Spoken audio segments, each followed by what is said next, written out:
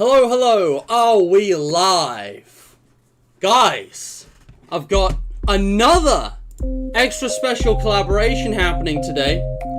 This is going to be a fun, unique, never before seen stream. Also, let me just turn the music down a little bit. There we go. But yeah, Mac, welcome. I love that. Well then. Bro walks in and says, well then. No one's... it doesn't matter. But welcome to the stream, mate. How you doing? Hope you're doing alright. Is that a closet behind you? This is a wardrobe. I guess you could also call it a closet. Also, my bed is done. You guys seeing this? I know the desk is in the way. Actually, let me... Just for this stream... It's a bit dusty. I'm gonna move this back. I'm gonna move this back just for the stream so I can show this off. Because...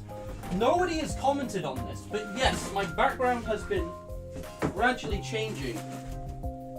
This has literally been here for like a week. There have been like 5 streams with this thing in clear view, Mac. I don't know what to tell you. Like, you were literally, I swear you were here. Maybe you weren't here, doesn't matter.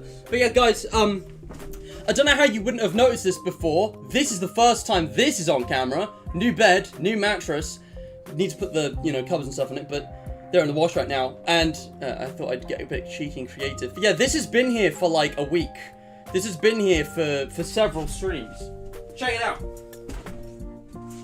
I can open it. I'll do it. No, tell you what. 10 likes. 10 likes, and I will open the closet. Will Nightmare Foxy be hiding in there? Oh, I don't know, Ethan. I'm not sure he is. Is Foxy hiding in the closet? I don't want to know. Anyway, this is already completely off tangent. But welcome, guys. Ethan, Mac. Okay, my stream preview on my phone's spazzing out, excuse me. But it's funny, like, I feel the need to point these things out because I feel hyper-aware, but most people don't look at the background. They're looking at me. Let's look at something more interesting, though, okay? You don't need to know about the background, all the shenanigans going on my room renovations. Almost done, by the way. We should have a consistent look. At least by the time I get back from holiday, because I'm going on holiday soon. So, obviously, here it is today's question of the day. What is your favourite video game story and why? Best answer will win a shout-out linked in the description. Just like today's charity shout-out, Crisis. It's all here, guys. Great organisation. I'll talk more about them later. We got the Discord server and that. What I want to talk about, though, is the person I've tagged. Because today, we're doing a bit of a deep dive into... video game storytelling analysis. Are we dropping frames? All of my previews are buffering, but the stream's in green. Like, is the stream good for you guys? You can delay ads for 10 minutes during... oh, man. There's these new ad features, and I don't quite know... I don't know how this works, guys. If ads are appearing differently from you, please tell me, because they released a new feature. And, like, I'm kind of experimenting with it. There's like a new feature, and I've set it to what I think is the least annoying version. Apparently the maximum you can set ads to appear apart is 30 minutes, which I was hoping to have like 1 advert per hour, but 30 minutes is the max.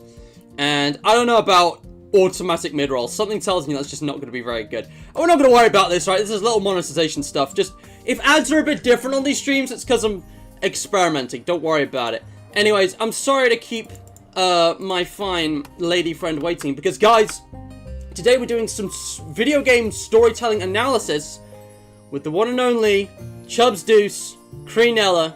It's Lucy, it's my girlfriend, and probably just not quite straightened up there. Just yeah. Is that good? I think it's slightly off center. Anyway, Lucy, that's your cue. I'll call her on Discord now.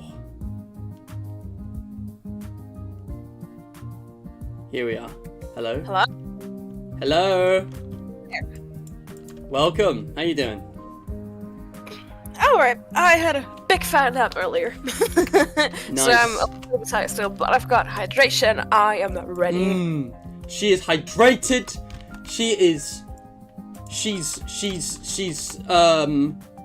rushed to the toilet and gotten some last minute shit, guys.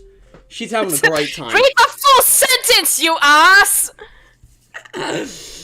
Yeah, I it's said been a while I'm gonna since get you've some done last minute shit in order. You know, shit as a replacement for stuff, things, tasks. No, I don't know what. God. I How don't dare know. you? I don't know what This you is mean. misinformation, okay? Lies and deception. How dare you? Deception. I love the word choice. I was expecting like slander and libel in a minute. Oh my gosh. That too. I love our bants. Anyways, Lucy, unfortunately I can't put my camera on because it's being used in OBS, but if you want to put your camera on, it's optional. But yeah, I just want to ask though, honestly, how are you doing today? I'm doing quite alright. I did a lot of cleaning yesterday. My apartment is finally in a decent state where I don't feel icky going into my kitchen. Delightful. I went and got some groceries. I have some nice cookies with me. I have a nice drink. I also have a big bottle of water, because the drink is just for taste. The water is for hydration itself. It's important to always have like a little bit of variation, you know? Yes. You must always carry the hydration on you guys. Mugs, glasses, bottles, I don't care. You gotta stay hydrated, alright? You stay hydrated out there, kings, queens. Yeah, I don't know where I was going with that. I don't have a motivational speech prepped. Please, continue.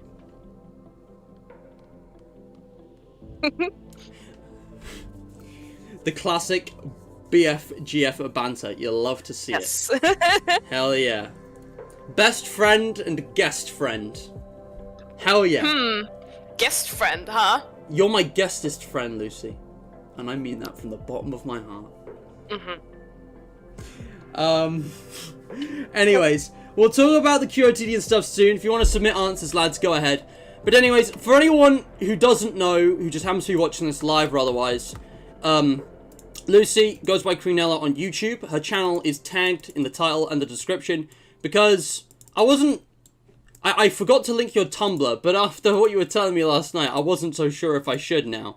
But you can check out some of the stuff she's done there. Her other social medias are linked on the about, I think. Well, they should be. Little bit of context for the audience. Basically, yesterday Tumblr finally fully implemented the UI change, which basically just looks like a copycat of Twitter now. And I fucking hated it to the point where I was genuinely like super frustrated, almost to the point of tears. It's fine now. I found a plugin and an add-on that allowed me to revert it back to how it used to be, because that's way fucking better, and I don't understand why Tumblr decided to do this and mess with everyone, even though all of us have been screaming at them not to do it. And people are screaming even harder. But in the meantime, we have some workarounds, so it's fine. It's still a bit dusty in my room. But, yeah, I was just gonna say, the, yeah, Chubbs Deuce is her Tumblr page, you want to check that out, and, how long until they implement an API change like Reddit and ban third-party apps like that, you know, custom dashboard script? Oh yeah. That would suck. I'm just, I think if they try to ban XKit, What the hell is this? the most popular add-on for browser, I think everyone fucking right. Also, do not click any of those. Do not. It's porn bots. Do not. No way. Yeah. I'm no, sorry, but yeah. don't. You're on stream. Remember that. I suspected. I wasn't gonna click it, but I did suspect. Yeah, please don't you worry. But yeah, I'm sorry. That, I haven't used Tumblr in a while, and it's Yeah. the new setup is weird, and I don't like that it's just a Twitter clone.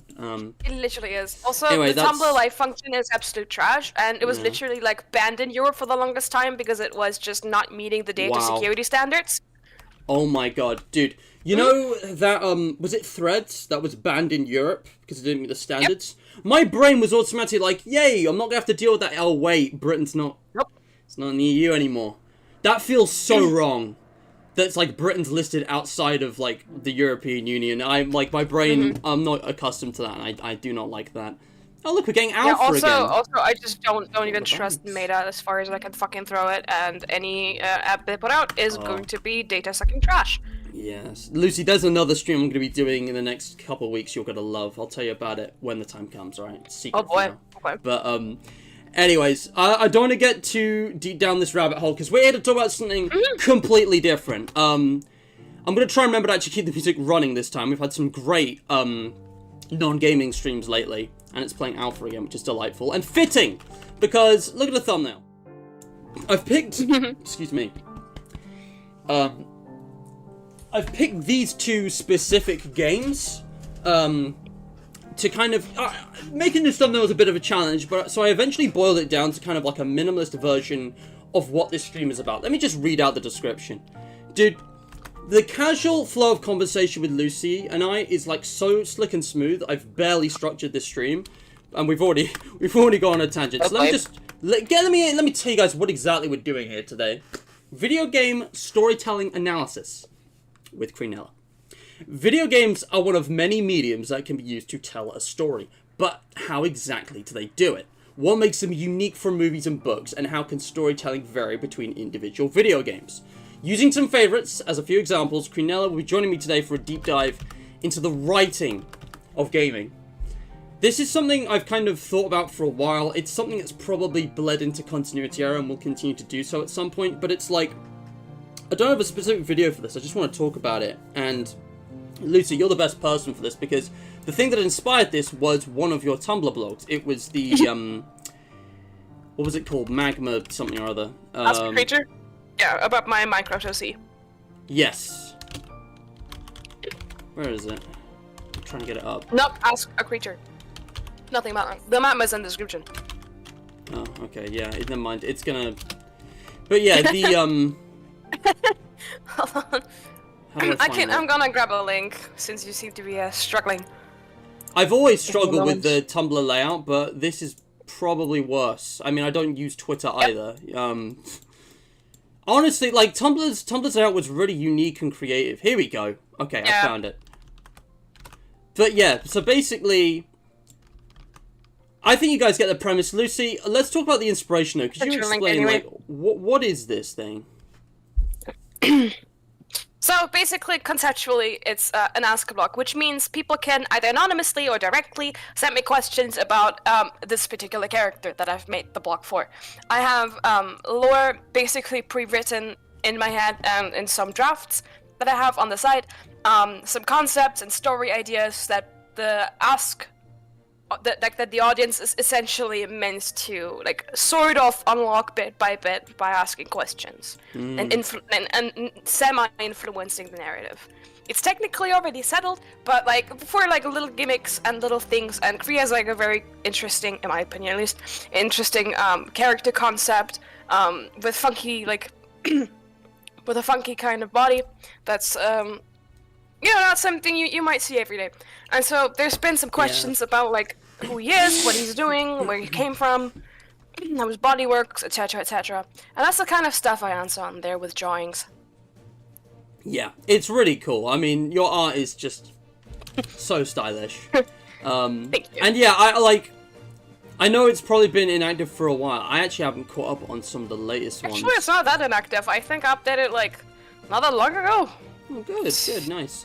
But yeah, like, I've asked my own questions on here, and I just love seeing how this has progressed. Because Lucy's told me a bunch of stuff behind the scenes. I know a lot more than has actually been publicized. Yeah. But yeah, your whole character concept's amazing. Yeah, the whole character concept's just excellent. So, and this got me thinking, right? I mean, Minecraft, I think, let's talk about this first. We've got to use the examples. There's a lot of different ways to tell stories in video games. A video game medium, I think on a fundamental level, the kind of same concepts of literature that would apply to, books and films, do kind of apply. Like, there's the same kind of rules. And in terms of presentation, there's a lot of stuff that can be pretty much just a film or a TV thing. But the difference with video games as a medium is that you're in control of what happens. And you can basically exist within the world, if that makes sense. And again, it varies massively. There's a lot of... If you go way back to the earliest video games, stuff like the original Mario and Metroid games, it's very straightforward. Story tends to be pretty, like, clearly separated from gameplay, and you're just kind of going from A to B. It's like the kind of narrative that turns objectives into plot points and vice versa, and it works. And it's like, you know, it's usually a pretty simple thing. Mario is, you know, you save the damsel in distress. There's like a start, a middle, and an end. And you might have dialogue boxes or cutscenes in between gameplay segments. And that's how lots of games have done it for years and years. But Minecraft's a unique one because it goes to this idea of show and tell. And I'll get into this in more detail later. Don't tell. But that's the thing. It's like Minecraft is a lot more show rather than tell. It doesn't have a narrative in a traditional sense. It doesn't have characters with dialogue and kind of a linear sequence of plot points and events that a character goes through and develops through. There is a linear, progression of sorts, defeating the Ender Dragon, and there's narrative elements within it, but it's more like a world which you can explore at your own pace in whatever order you choose or whatever your seed dictates, and kind of discover not only a rough story, but kind of elements of lore rather than story. And this is the other thing I want to mention. It's like, and this is, 5 Nights at Freddy's. Yeah. Lore and story are two different things. Lore is like backstory and like world building. Story is like actual narratives with characters. Yeah. Can I say something about that real quick? Yeah, go on. Essentially, the difference between lore and story is that lore gives you setting context.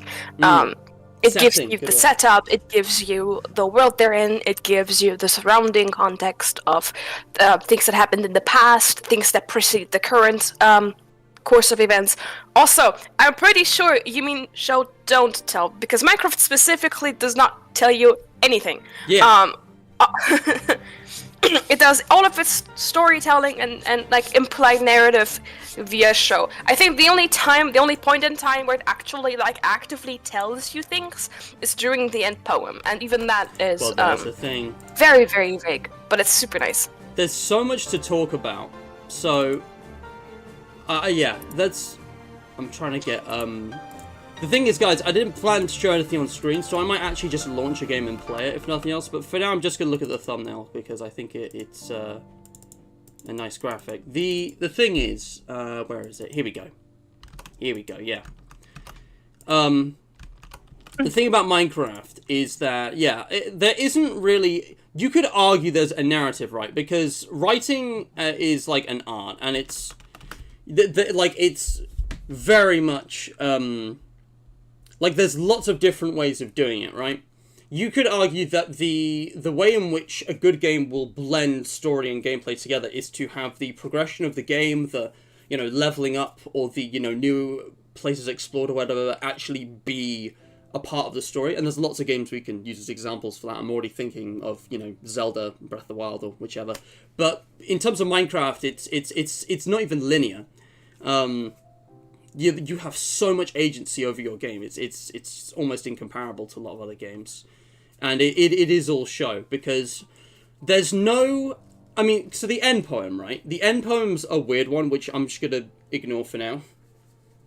But pretty much, it doesn't... Minecraft is... It doesn't actually have a kind of narrative dictated to the player. And it's very unique in that way. It kind of just has things that exist in the world, and there almost isn't an actual story, because you kind of have to fill in the gaps yourself. So you can almost make up your own story and actually write the Minecraft story yourself. We're already getting into this kind of like deep part of like the game plays the player, like book reads the reader. We're already getting way too deep into this. But you're getting way too deep into this. I have these other things. We need. I think I need to use a more basic example first. So I might talk about Portal 2. Just catch up with chat though. Yeah, Ethan. Let's go with Mario. Mario's so basic. Like, absolutely. It's just kind of like a defeat a dragon and save a princess thing. It's like very much like a fable, and it works. Dragon. Isn't he like a dragon? Like he breathes fire. He's reptilian. Yeah, close enough. Close enough. Or tortoise, I guess. Yeah, tortoise, I guess that makes more sense. But still, not a dragon. Turtles don't breathe fire, though. Yeah, but he doesn't have fucking wings and he has a shell. And dragons don't have to have wings. Oh, okay. Alright, fair enough. I don't know, I just figured it was like, kind of inspired. Anyway, Technically, the villagers also tell you the entire lore of Minecraft. The language, yeah. Cursed name? What, MatPat? Really? Yes. Is it that bad now where we won't tolerate the mention of MatPat? He talks bullshit all the time. He does, but he didn't used to. It weren't always like this. I mean, yeah. It weren't us who changed. Man. He done goofed with me, okay? He messed up. I no longer trust anything he says. Yeah. I don't know. Say what you will about his theories, old or new, whichever game, but, yeah. That broke him. It's true. I'm already getting, like... Let's talk about a simpler story. I need to start with something simpler to explain my points properly. I'm gonna let Lucy talk as well, right? So... I mean, Lucy, you basically taught me the basics of storytelling, right? All you really need is an interesting idea, some concept or concepts, characters that behave like real people and kind of have a purpose to them. Yeah. And a sequence of events that makes an interesting story. You just kind of got to combine those. It's not easy, but... Basically, if you make a character, they should serve a purpose as a narrative device. There should be some reason for them to exist. And if it's only to enrich or uplift another character's development or, like, highlight a part of their personality, it's stuff like that that really makes a good written story. Although I would argue that there can be some differences depending on the medium, and video games is one such medium where there's some games that give you agency over the story, and there's games that go linear. I would actually peg Portal 2 as a very linear story, because it follows a specific timeline, even though you technically do take like a little bit of a deep dive into the past, although you're still always in the present. Yeah, it's a linear timeline from start to finish. So, whereas, like, hold on. I was gonna make a point. Whereas if you compare, for example, to Detroit Become Human, the player has a lot of agency over how the game's story progresses and ends up. So there's linear storytelling and there's non-linear storytelling, and I would actually argue that Minecraft, for example, counts as non-linear because there's technically no real story. It's just lore and world building. Yes. And vague implied history. Also, yeah, Ethan, that is true. We're not going to talk about that. Yeah, no. Excuse me. Yeah. There's obviously, so many different kinds, because even if we're not looking at video games, again, this is such a huge, broad topic, we are not going to get to say everything we possibly could about this in this stream. I want to, like, zone in on specifics here. Starting with what makes video games unique. It definitely is kind of like the kind of player's or reader's position with the story. Typically, like, a story is a piece of media to be consumed, right? You'll, stare at wood and hallucinate for a bit, or you'll look at a screen. It's a linear sequence. You are outside of that. There are, of course, exceptions and clever little experiences, things that write in, like, the first person or second person even. Meta movies, that kind of thing. Yeah. But although I would still like make a stark contrast of, like, being an active like part of the story, or just being a participant. Yeah, that's the thing, right? But yeah, like, most of the time, generally speaking, right, there's this divide between you in the real world and the fictional world, in the book or the screen. Yeah. But now with a video game, often that divide is still there, right? But take Portal 2, for example, or, the Zelda games, or Metroid, or Mario, any of those, even Sonic, right? It's not like, they're crossing over, but it's like, you are directly in control, or in the illusion of control, of the protagonist. And obviously there's all these, like, technical terms we can start talking about. Protagonists, antagonists. Like you said, Lucy, some characters are the center of the story. Sometimes there's one main character, sometimes it's an ensemble and it kind of follows multiple. Oh yeah, also, sometimes, characters only exist to support because they're like a cameo or minor role. Also, I think a lot of people confuse the word antagonist and protagonist with good and bad. Yes. When really, like, an antagonist can be the villain also, Absolutely. and the protagonist. The protagonist can be the villain also, and the antagonist can be like the good guy. A prime example of that being the anime Death Note. Although we are talking about video games, so we're not gonna get into that. Ooh, God, Death Note is so good, though. It's just a good example of what I mean. Hell, I could even argue Breaking Bad. Like, the protagonist objectively does some evil things throughout the show, but, you know, that's how it rolls. Yeah,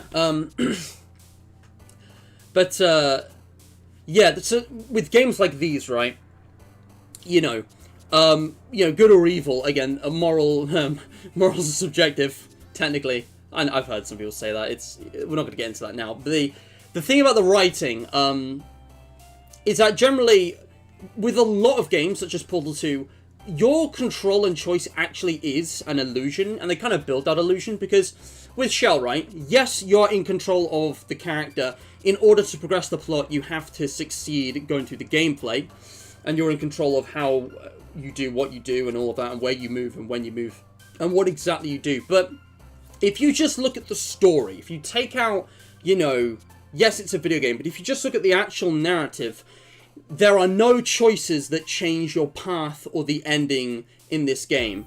The same events, the same plot points always happen, the same characters always behave and respond to you in the same way. You're not actually in control of the story. You're pretty much just along for the ride from the perspective of Shell. Wheatley and GLaDOS will always say and do the same things at the same times when you replay the game. However, of course, there are choice-based games. I love choice-based games. Games with multiple endings, such as Detroit Become Human. I think Detroit Become Human and the Henry Statement Collection are basically the prime examples of choice-based gaming. I think they've both got flaws and issues. Lucy, we talked about Detroit off camera, and I'll let you talk about that in a moment. But the crucial thing I want to note is that from like a writing point of view, what's interesting about the medium of video games is that it allows something which is possible, technically, with movies and books, but is a lot easier and more kind of natural for games, is to actually have different endings, to have different paths and different things happen based on player agency. You can choose to go left or right, A or B, black or white, and, with Detroit, it is actually just incredible. It's impressive just how many extremely different paths you can take to completely change character journeys, the world, the story overall. Yeah. The fact that it's also like 3 games in one with 3 different protagonists, all with like their own thing going on, just adds to how expansive it is. With Henry Stickmin as well, the way they did completing the mission by having previous endings have to be combined to start you on the path for a certain ending, and then actually still having a choice in at least one of those. I think there were some missed opportunities, but it's really cool how you actually do have control here. Yes, it's still technically within the confines of the game. It's a multiple choice, right? You still have to pick from one of the pre-programmed things there, but you can choose, you can change what happens. Yeah, although I would argue, with Detroit Become Human, the fact that they did go the length to make it as elaborate as it is, with all the different endings and choices and how different things influence other things, they sadly did have to keep the overall storyline and the like expanded themes and the kind of morals they were trying to tell, like, to a very, I'm gonna say, basic, very on-the-nose kind of level, so it doesn't get too confusing while you're playing through it. Yeah. Which is a little bit of a detriment, but considering the overall feat of having this many different endings, I can forgive that.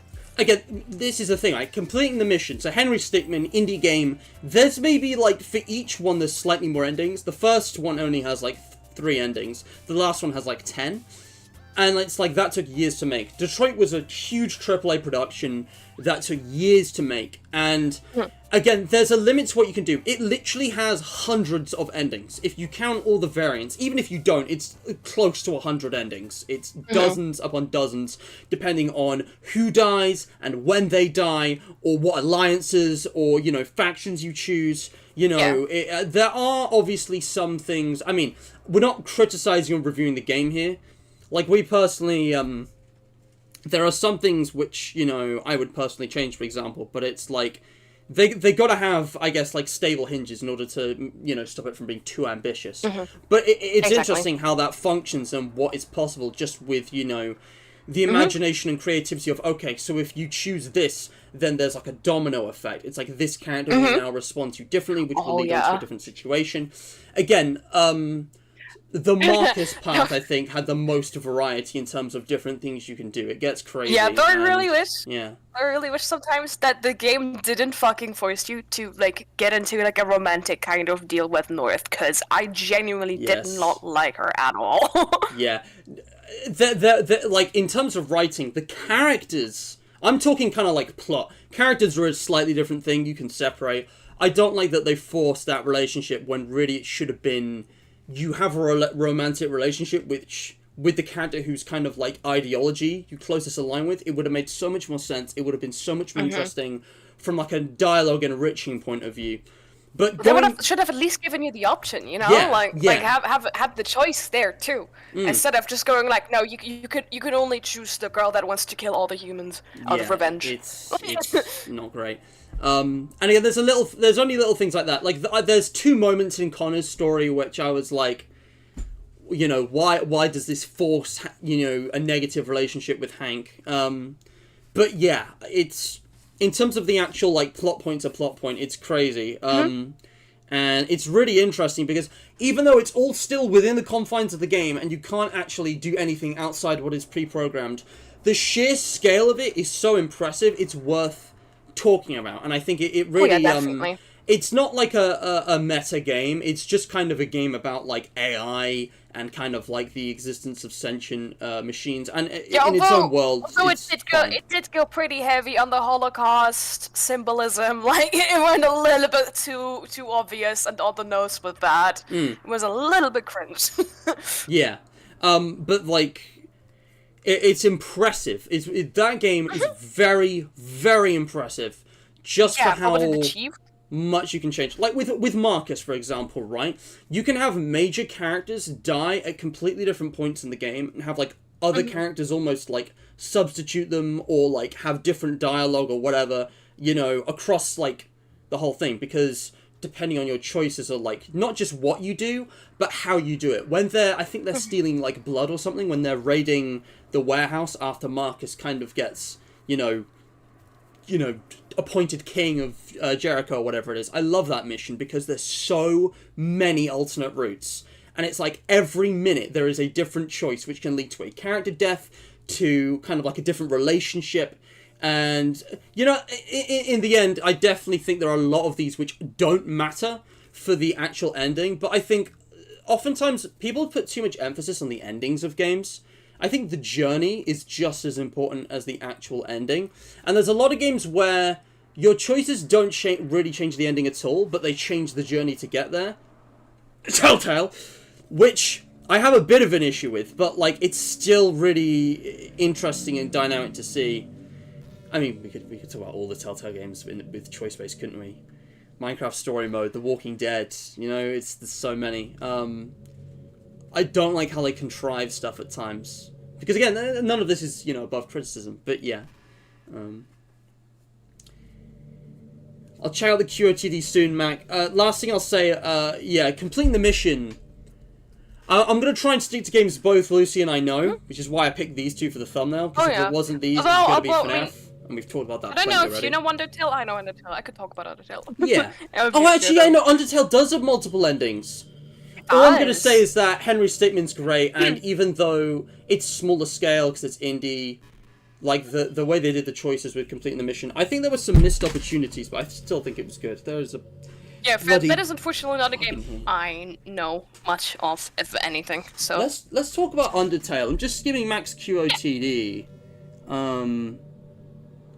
I think I agree with all of this. It is an incredible game just because of how real the characters feel and how well logical and, like, sensible the plots are. Lucy, what do you want to say about Undertale? I think Undertale is, like, honestly masterclass of dialogue writing, because a lot of Undertale's history and lore and world building is delivered largely through dialogue that you derive from NPCs. And even though there is the occasional, like, wall writing about like the history of how the monsters got down there, it is definitely imbued with like a certain bias from the POV of the monsters. And that's the whole point, you know, you're supposed to be sympathetic to them, which is what makes the fact that you have the option to still go ahead and kill all of them and be as cruel as possible so amazing to me. The fact that there was like optional dialogue of various degrees for that kind of ending, for killing everyone, for only killing certain characters, the aftermath of that, everything has been considered. And the fact that it doesn't feel shallow, that it doesn't feel too crammed with information, is just incredible in my eyes.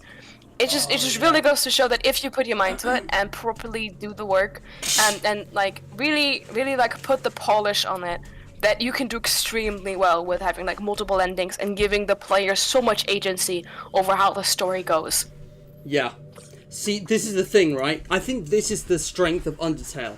The characters are consistent. The plot is not. Because the character who develops the most is you. You can kind of change course at any moment, and of course you can commit hard to pacifist or genocide and, you know, get some really extreme endings, good and bad. And yeah, Undertale is just excellent. Mac, that is absolutely fine. That is valid, as Lucy would say. Yes. Duncan, welcome to the stream. But yeah, Undertale, obviously, the premise of Undertale is remarkable. It flips the entire RPG quest thing on its head and makes you question the morality of all the people you kill. I saw a YouTube short about Far Cry 3 recently, because that is one of the very few games which actually realistically addresses the like waves of faceless enemies that you face. In a lot of video games, a lot of the gameplay is separate from the story, and it's a bit of a weakness with video games. It's like it's hard to ground every aspect of the gameplay and all the weird stuff the player can do and the outrageous stuff the player can do realistically within the story. Especially if you're playing as a hero, but you're literally going through the game killing hundreds upon hundreds of like these nameless, you know, faceless like enemies just coming at you in hordes throughout the chapters of the game or whatever. It's like you don't stop to think about the fact that you're actually a mass murderer. But Far Cry 3 is unique in that it realistically addresses this in-universe, because your main character basically descends into madness. And, you know, that it's still a linear preset story, basically. I think there might be two endings, but the characters will start acting around you differently as you progress the game, like basically becoming a mass murderer. It's crazy. But in a lot of games, it's kind of like a not taken literally, not a canon thing. Again, there's another thing.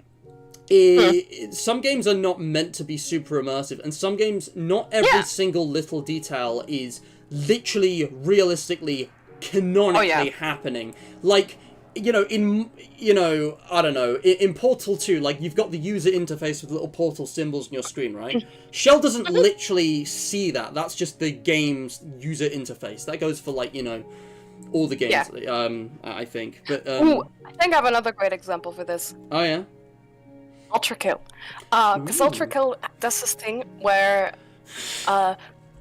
there's a lot of little like gimmicks and Easter eggs and little jokes and secrets. Like a lot of the secret levels are really just like satirically emulating like other popular indie games around, such as like, I don't know, have you ever heard of the game The Witness? Never heard of it. It's basically like an extremely hard puzzle game that plays with perspective, and a lot of people find it unreasonably difficult. And so they like to make fun of it. There's even been a parody game called The Looker, which is basically conceptually the same but extremely easy, just to mock how unreasonably difficult the first one is. And Ultra Kill has its own version, which is called The Witless. Oh, very good. Like someone without wit. And that kind of stuff isn't really canon to, I guess, like, the rest of what's happening. You're not meant to take it too literally.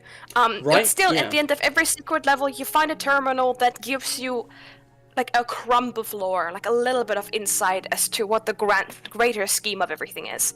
Then you have, like, all the jokey bits, all the the just like the world being just as it is for good level design, so it's fun to play in, but it doesn't necessarily have to make sense in like a realistic kind of way. Nobody would build a city that just has floating platforms that jump you up everywhere. Yeah. That's bullshit. And you should really just, yes, I know Ultra Convention. I know. I'm obsessed with it. I get it, me. Go ahead. It's fine. Hi, me. How you doing? Welcome to the stream. Sorry, Lucy. Finish what you're saying. Okay, so, and basically, there's a lot of things like where you just kind of have to pick and choose what you consider serious and what you don't. And still, if you really look for it, a lot of references to Dante's Inferno and like Greek mythology and Christian mythology and all of that jazz. It's really, really fun to discover if you look for it. But the fact that it is hidden and the fact that it is optional is really good, because you still get the gist of what you're doing, because you are a robot, you are going to hell, because the hell is full, mankind is dead, and blood is fuel. And so you go to hell to replenish your fuel. That's the whole objective. That's all you need to know. Yeah. And still, you get like an insight to story. You don't need the world building to understand the story, because the game gives you just enough cues to let you understand what you're up to, what you're doing, what your objective is. And sometimes that's enough. If you want more, it is there, but it's optional. And I like the balance of that. Yeah, I there are so many things I could say about this. I'll try and keep this concise. So, all right, fellas. Obviously, I'm trying to avoid bringing FNAF into this, because that could be its own stream. That could be its own three-part stream. But I think Ultra Kill is similar to FNAF in this regard, in that its structure of story... Again, there's, you know, the narrative in the present, the sequence of events, when you play the game, but games can play with time, right? In a chronologically linear game, though, there is, of course, the past. Right? There is the lore and the backstory and the world building. Most games have this. And of course, they don't have to adhere to reality at all. Look at the Mushroom Kingdom. Look at the Nether. But with, you know, FNAF and Ultra Kill, yeah, it kind of just throws you in. And the actual story with you, the player character, is so bare bones. It's almost like you're kind of just visiting this world and seeing the aftermath of kind of a history. Again, there's different kinds of stories, right? Lore is less of, you know, a story with a protagonist and an antagonist, some kind of conflict. And it's more like fictional history. It's more like, here's the in-universe world and kind of the background, you know, social, political, kind of like civilization, you know, building blocks and elements. And, like, here's a few, like, historical figures rather than characters. Of course, they still have, you know, personality and motives, but the way in which it's told and the way in which it's presented, which is a whole other thing on top of, like, how it's written, is different. Yeah. I'd also like to say, in response to Duncan earlier, writing isn't just words. Writing isn't just pen on paper. Writing can be how an environment is designed in a video game. Bendy and the Ink Machine and Bioshock are definitely also in this category of games with Undertale and Portal that do both the kind of implicit show backstory lore storytelling, like FNAF and Ultra Kill, but also the tell, you know, real-time current, you know, characters interacting, like, I don't know, God of War, Spider-Man. We'll talk about these, right? We'll talk, but there's so many examples. I think you're misjudging God of War. God of War does a lot of show, don't tell. That's what I'm saying. Doing a lot of dialogue telling. Yeah, sorry, no, you're right. But, like, the best games always do both, and they kind of have, I guess, layers. The, what I wanted to say about, writing, though, with something like Portal, right? When you... The first chapter is one of my favourites, and I think the environments are really underutilised in that game. The fact that not only does the voice tell you 999, how long it's, like, you know, been since you went to sleep, but you can see from the environments, you know, how overgrown the place is, how long it's taken all this plant life to manifest. Storytelling! And how broken down it is. All the, you know, collapsed areas and stuff. Again, it's a very basic thing, but even in, you know... I'm trying to remember now. Is it chapter 3 or 4 of Bendy? I'm thinking chapter 4.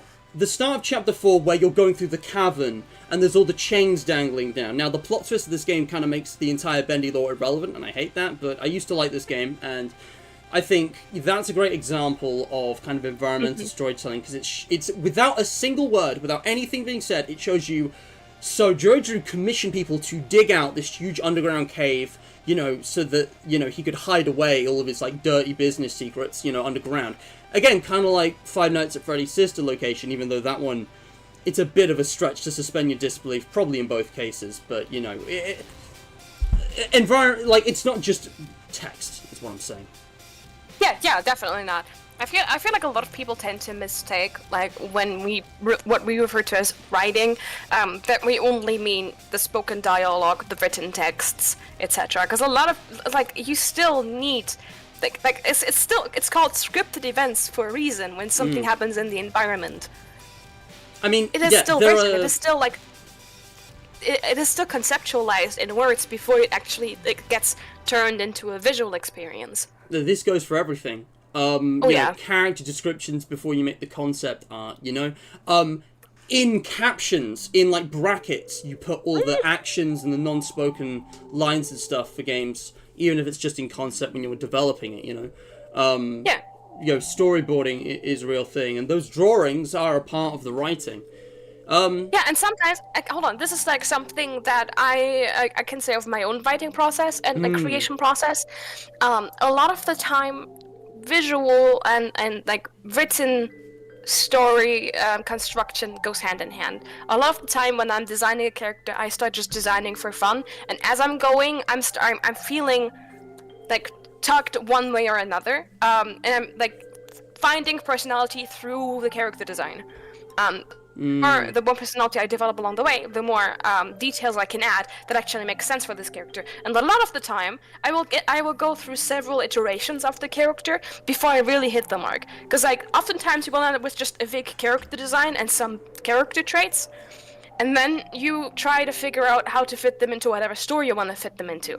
And then you find the pathways that could work, that do work, how they highlight the other characters, the protagonist, etc., what their role is in the story, what kind of, like, purpose they have to be there, and according to that, you make adjustments. And sometimes people write a character first before they design it, and then design it completely up to the way they've written it. Like, it really depends on how the actual creative person behind it has been going about it in their approach. Yeah, I mean, the actual writing process for all things, including video games, of course, is gonna vary. So we got this basic thing, right? In video games, just as books and movies, you can have, you know, plots, concepts, and characters that are, you know, meshed in a way with, like, nice, you know, poetic, you know, references and tie-ins and kind of like, you know, when, like, lines repeat. All the best games do this. I know you haven't played Amori, but if you guys watch my Amori playthrough, you'll know there's a lot of phrases from that which are hammered down, because there's, like, I don't want to talk in too much depth about that game yet, because I think that deserves a review when I've actually finished it.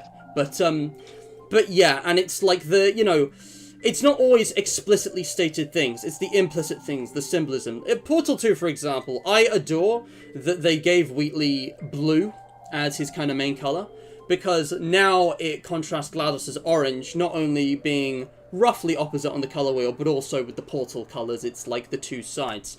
And the whole way the story inverts and kind of repeats, mirroring Chapter 5 with, like, Chapter 9, and the first game with the second game, with the way the boss fights are structured and the kind of character interactions, it's just brilliant. You know, Wheatley in Chapter 8, you know, attempting to use the same insults that GLaDOS did, you know, towards you, and then having GLaDOS on your gun instead of Wheatley. Again, it's just, there's so many little kind of cyclical parts of the, you know, narrative with the characters, like physical, literal placement, as well as a kind of relationship with the protagonist, which are just so subtly and well executed, and it enhances replayability for sure, because you notice things that weren't there before.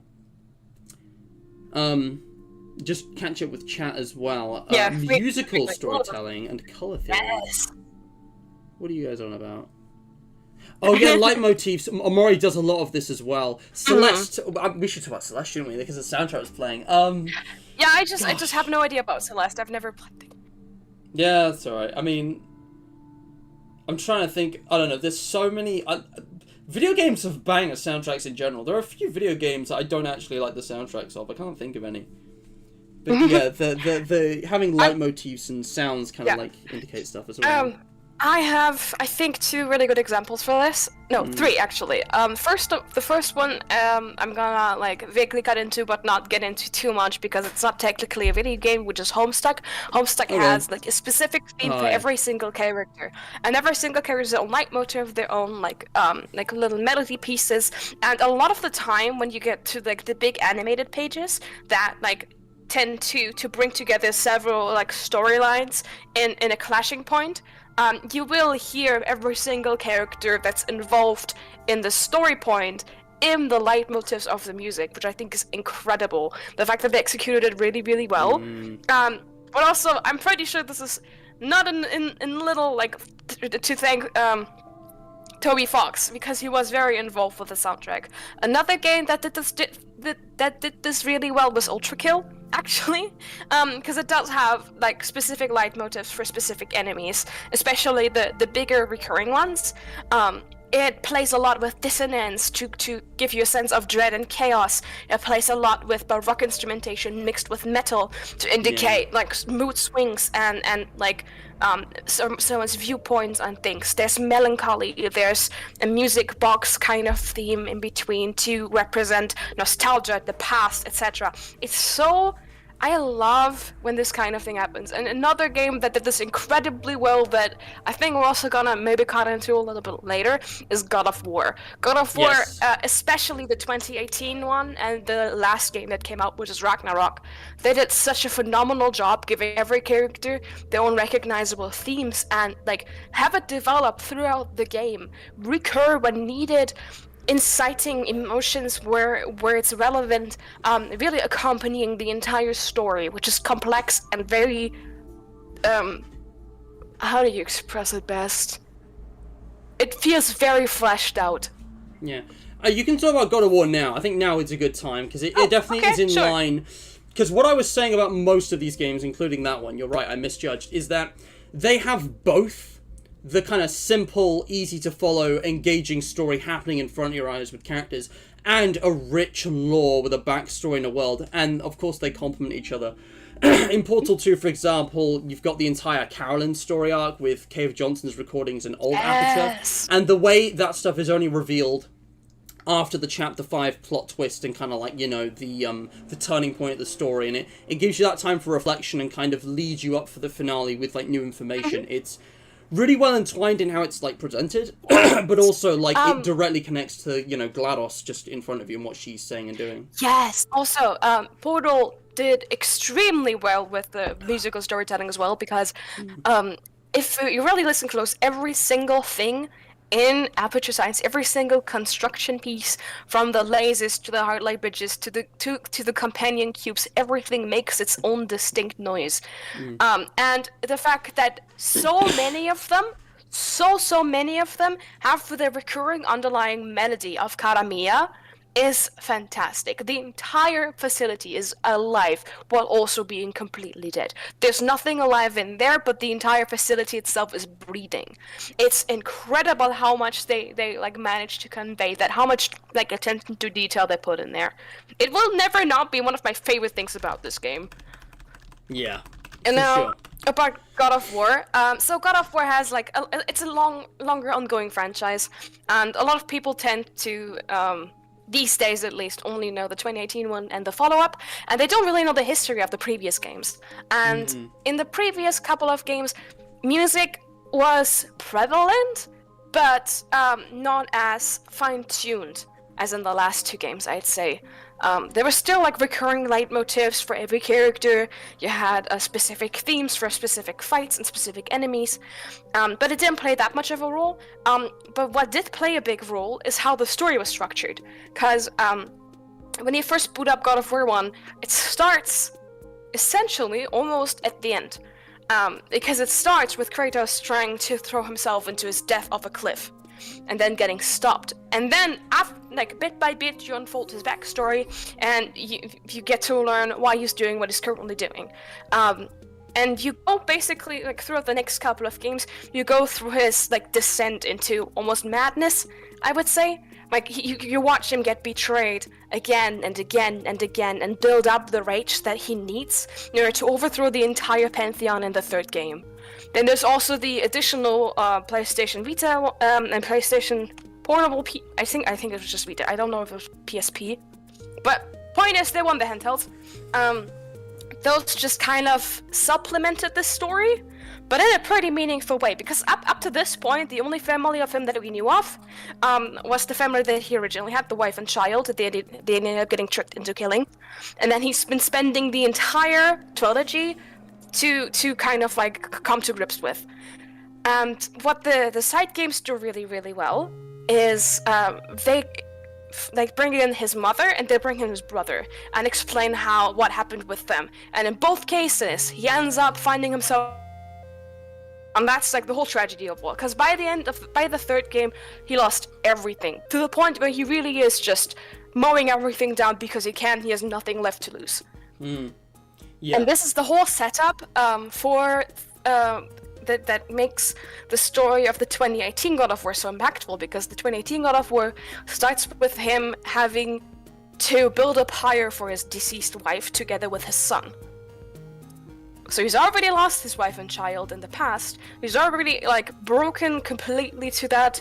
He's lost trust in people. He's lost trust in others, and he keeps very to himself.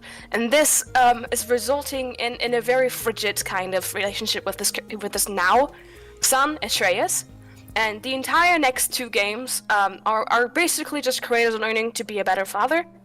While also like having to deal with the fact that he's a demigod, that his son is technically also somewhat of a demigod, and they keep getting. Oh god, I'm sorry, my ADHD brain is like running 10 miles a minute with like 5 different tracks. I need a moment. I just think it's funny you mentioned frigid, because it does start in the snow, doesn't it? And there's a lot of, I almost, you say, pathetic fallacy. Not just with the weather, but the climate and the setting kind of match the vibe and the tone and the emotion.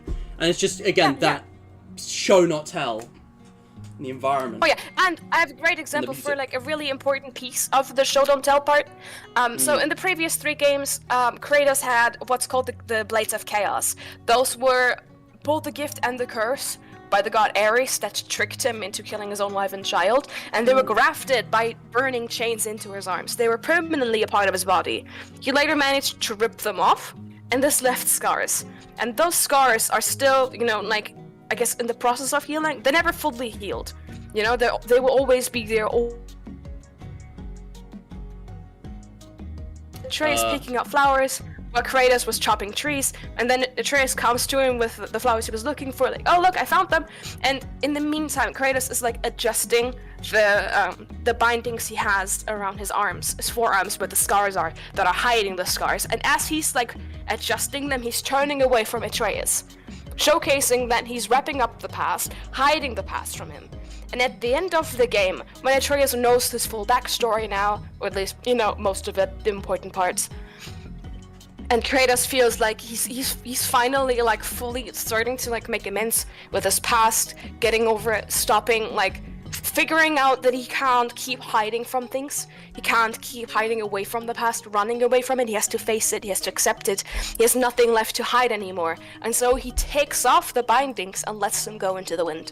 And it's not really specifically like talked about, but it's something that is visibly drawn attention to.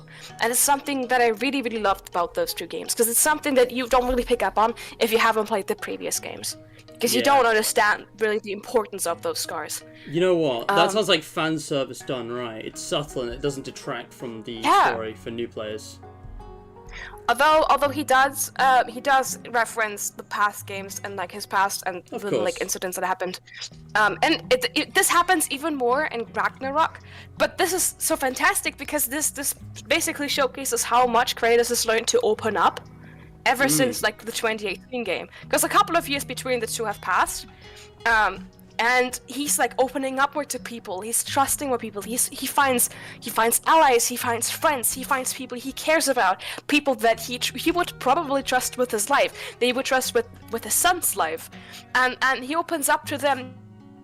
It's about his own past, his own like old family, and it's so refreshing to see this like emotionally deeply broken man learn to like accept people again. and learn to be like feel more human again. Yeah. Instead of just like seeing himself as this like ruthless monster that needs to be contained. So I just want to respond to chat 'cause it's been a few minutes, but Yes. yeah, it is Minecraft music in the background. I have a playlist for this, which I can say the link if you want. All the tracks are individually listed. They're not linked, unfortunately, because there's only so much. If you send it to me, I can send it to me. That's so confusing, but I understood. I should put the link in chat, to be honest. Here, I'll just put it in your DMs. But anyway, in response to what you said though, Lucy, absolutely. I don't know the God of War games as well individually, but the thing about those, and this goes for stuff like Detroit as well,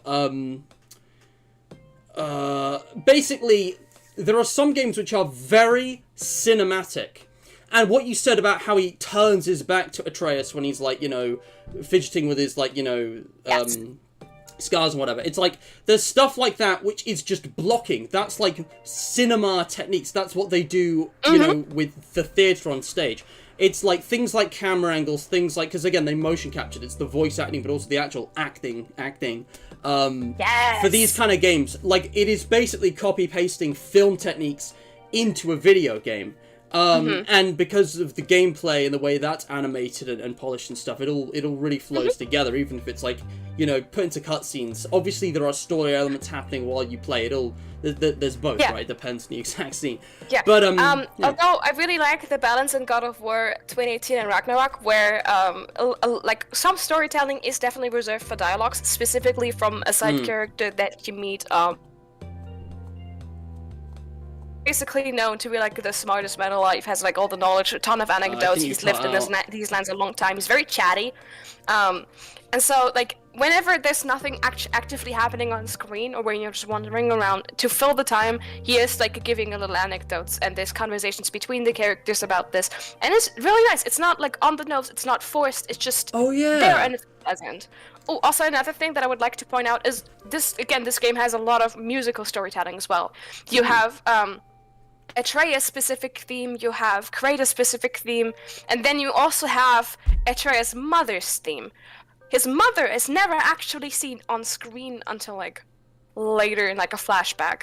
But she's never actively seen on screen. You start with her dead and on the pyre, and then all you ever see of her is little memories, little like anecdotes about her, and you hear her leitmotif in the background.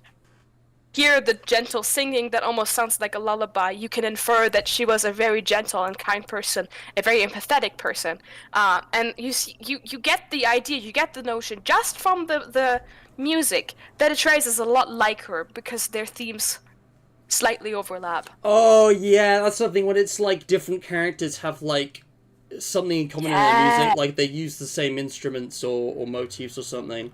It's that's like really clever, and just really clever like symbolism in all like different kinds of arts and media. And I can't think of any other examples. I remember there was one thing I wanted to say about musical storytelling, which is a much simpler and more obvious thing. But picking examples you guys might know from the channel. Sorry, my keyboard is filthy. In Doki Doki Literature Club, when you're reading the poems from the different characters, the same music is playing, but the instruments change based on whose poem you're reading.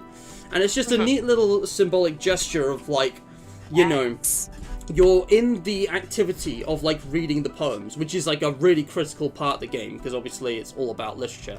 But also, each one is very distinct, and the characters are very different from each other. When you're reading Yuri's poem, you get all, like, the strings coming in. There's, like, a little, xylophone for Natsuki, and so on and so forth. I think Sayori has a ukulele, and Monica, of course, has the piano. The piano, someone did a whole video essay about Monica's piano, because sometimes it's playing muffled or muted in the background to show that even though she's off screen, she's, like, aware of what's happening and kind of watching you. And then sometimes it's like playing on screen, and then there's, the credits song, which she has rehearsed the whole game to play for you at the end. It's very clever how that all ties back around symbolically. So yeah, music comes into it too. Yeah, something that I forgot to like actually get to point-wise about like mentioning the music in God of War and like how it brings up Atreus' mother. You cut out. What's the end? Oh, hello? Sorry, yeah, you cut out for a second. I didn't hear what you said. Just repeat. Okay, so essentially, like the reason I actually brought up Atreus' mother's theme in the God of War soundtrack is because it permeates the entire game. The entire time you feel like hints of her presence all over. And then later you find out that she knew all of this was going to happen, and she's walked the path before you did to make sure you would arrive at your destination as intended. Oh, that's so cool. And she marked all of the ledges that you could interact with, climb on, like jump up to, everything. She marked with her specific color, which is yellow. And yellow is reserved pretty much only for her and her markings. And it's throughout the entire game. And at the end, you find out she has walked this path before. You have done exactly as she foresaw, as she intended. So clever. And that's also why her theme has been so ever present in the soundtrack, because she has been with you the entire path. Yeah, that's great in her own way, in its own right, as kind of like a message about the, legacy of individuals, I guess, and kind of the effect people can have, and even beyond the grave. That's like quite beautiful, actually. I love that. Also, yeah, I was going to respond to chat, but you see that. So let's move on now. We've been going for an hour, so I'm going to move on to the second thing I really wanted to dive into. So let's go back to Minecraft for a bit, because I feel like now we've kind of established enough basics to really appreciate the distinction. Alright. There's a very traditional, typical way of telling a story. You have some kind of conflict, you've got your, playable protagonist and antagonist or whoever. But, what about a game like Minecraft where there is absolutely no narrative forced upon you? There is a linear progression, sort of, kind of, to a limited extent. Even that is kind of the thing. So, okay. Yeah, you can choose to ignore it and play like for hours and hours and hours on end without ever actually going the implied potential path that is played there, not as a must, but as an option. Yeah, and that's the thing. So here's the thing. Obviously, there is a linear progression in survival mode of Minecraft if you choose to take it. But there are so many different ways of obtaining certain resources and such, especially with the Nether update, think of Ender Pearls, and the Village and Pillage update. Even that isn't so linear, just in terms of pure gameplay. In terms of story, achievements have actual text that kind of clue you in on what's happening. And there is the end poem. But yeah, aside from that, what you have is more like Ultra Kill, more like the older Five Nights at Freddy's games, but even more so, though, as kind of like a meta. You are not a character in this world. You are just the player. And you've come into this world, and the world is yours to explore. There are things that have happened, but it's not even like a strictly laid out backstory. I think in a strange way, Minecraft has no story and it has no lore. It just has the building blocks it just has narrative elements that you can use to write your own thing. Because there's no conclusive, agreed upon kind of narrative of how exactly the world ended up as it is. Why are these structures, worn down, broken down? Who exactly built which structures, and why do the dimensions exist the way they do, and, where, how old is the world, did these creatures, like the piglins and the villagers, did they evolve, from a previous species? And, again, the player's kind of an exception. I kind of think maybe the player doesn't exist in Minecraft's canon, if there is one, because it seems to me that the player is very much an anomaly. And maybe, again, you could completely make up your own story. As long as it fits the information, you could call that a Minecraft story and have it make sense. Yeah. And that's the beauty of this game. It's very much like it's designed to let the player kind of innovate. Go on. Actually, something that I would argue is that like Minecraft is constructed in such a way that I guess most stories could be canon compliant.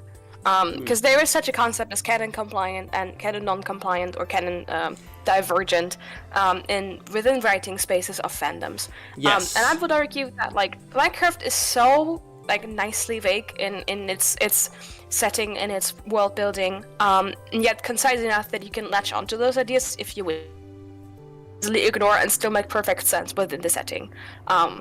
So It's a very interesting one because it does technically give you hints of concepts, but it never outright like says, confirms, or tells you anything. That's all for you to interpret and infer, and like unless you outright deny that something exists, like piglins aren't real or some shit.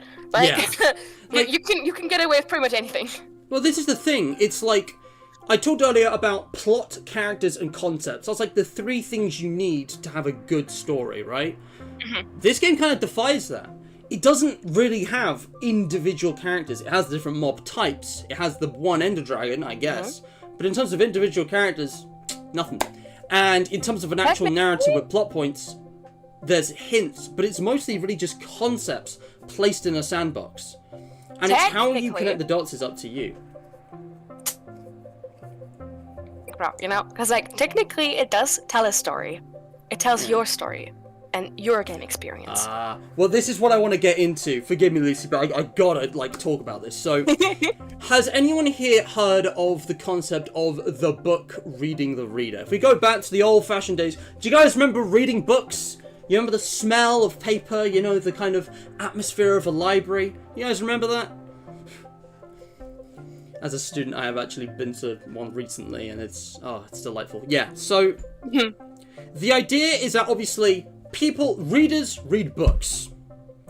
But how can books read the reader? Me? Oh, never touch one. Oh, you disappoint. I know you're joking, but yeah. Never touch one. It was long ago, back in the ye olden days before the Samsung smartphone.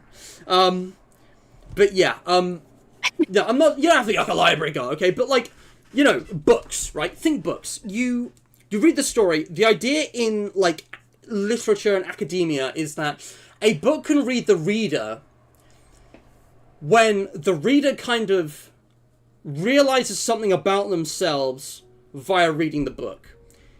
It's not exactly literally, but the idea is that a person will read something, and the person will read something about themselves because of the book. They'll read the book, and something about the book, something in it that they relate to, some point it makes. It could be, you know, again, sometimes stories have moral messages. I think they're usually pretty good when they do, and it's, you know, not, you know, it's done with subtlety and grace, and, you know, or maybe it's just that there's a character that reminds them of themselves or something. Something like that can trigger a reader to kind of have the book read them, in the sense of the book kind of getting the reader to read themselves. It's kind of hard to explain, but the thing about games is I think they're also capable of the same thing. And it's not just, that's literally me! Guys, this character is literally me. It's not just that. It's the idea that a game will actually tell you something about yourself, or show you something about yourself that you didn't realize before. Minecraft, as a sandbox, inherently kind of, unlike the, you know, Detroit and Henry Stickmin, like we were saying earlier, it doesn't have preset endings for you.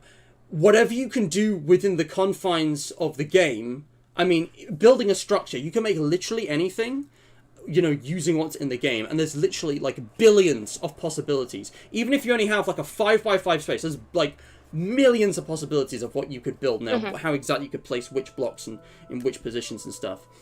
And it's like playing Minecraft over the years. It might make you realize kind of like what you enjoy in media, or what you, you know, like what your mind is like creatively, or maybe something even more philosophical, like, you know, there was, Whiffy's made a video one time about, you know, Minecraft's most disturbing social experiment, and it was basically an SMP where people had to log on strictly 4 hours a day for a couple days, like a week or two, but it was only 100 by 100 size world, and they basically played out a microcosm of reality in a very real way, because it wasn't just a story that was shown of like, oh, eventually we're going to run out of resources and it's going to lead to conflict and the end of, you know, civilization. Like, this is the process of that.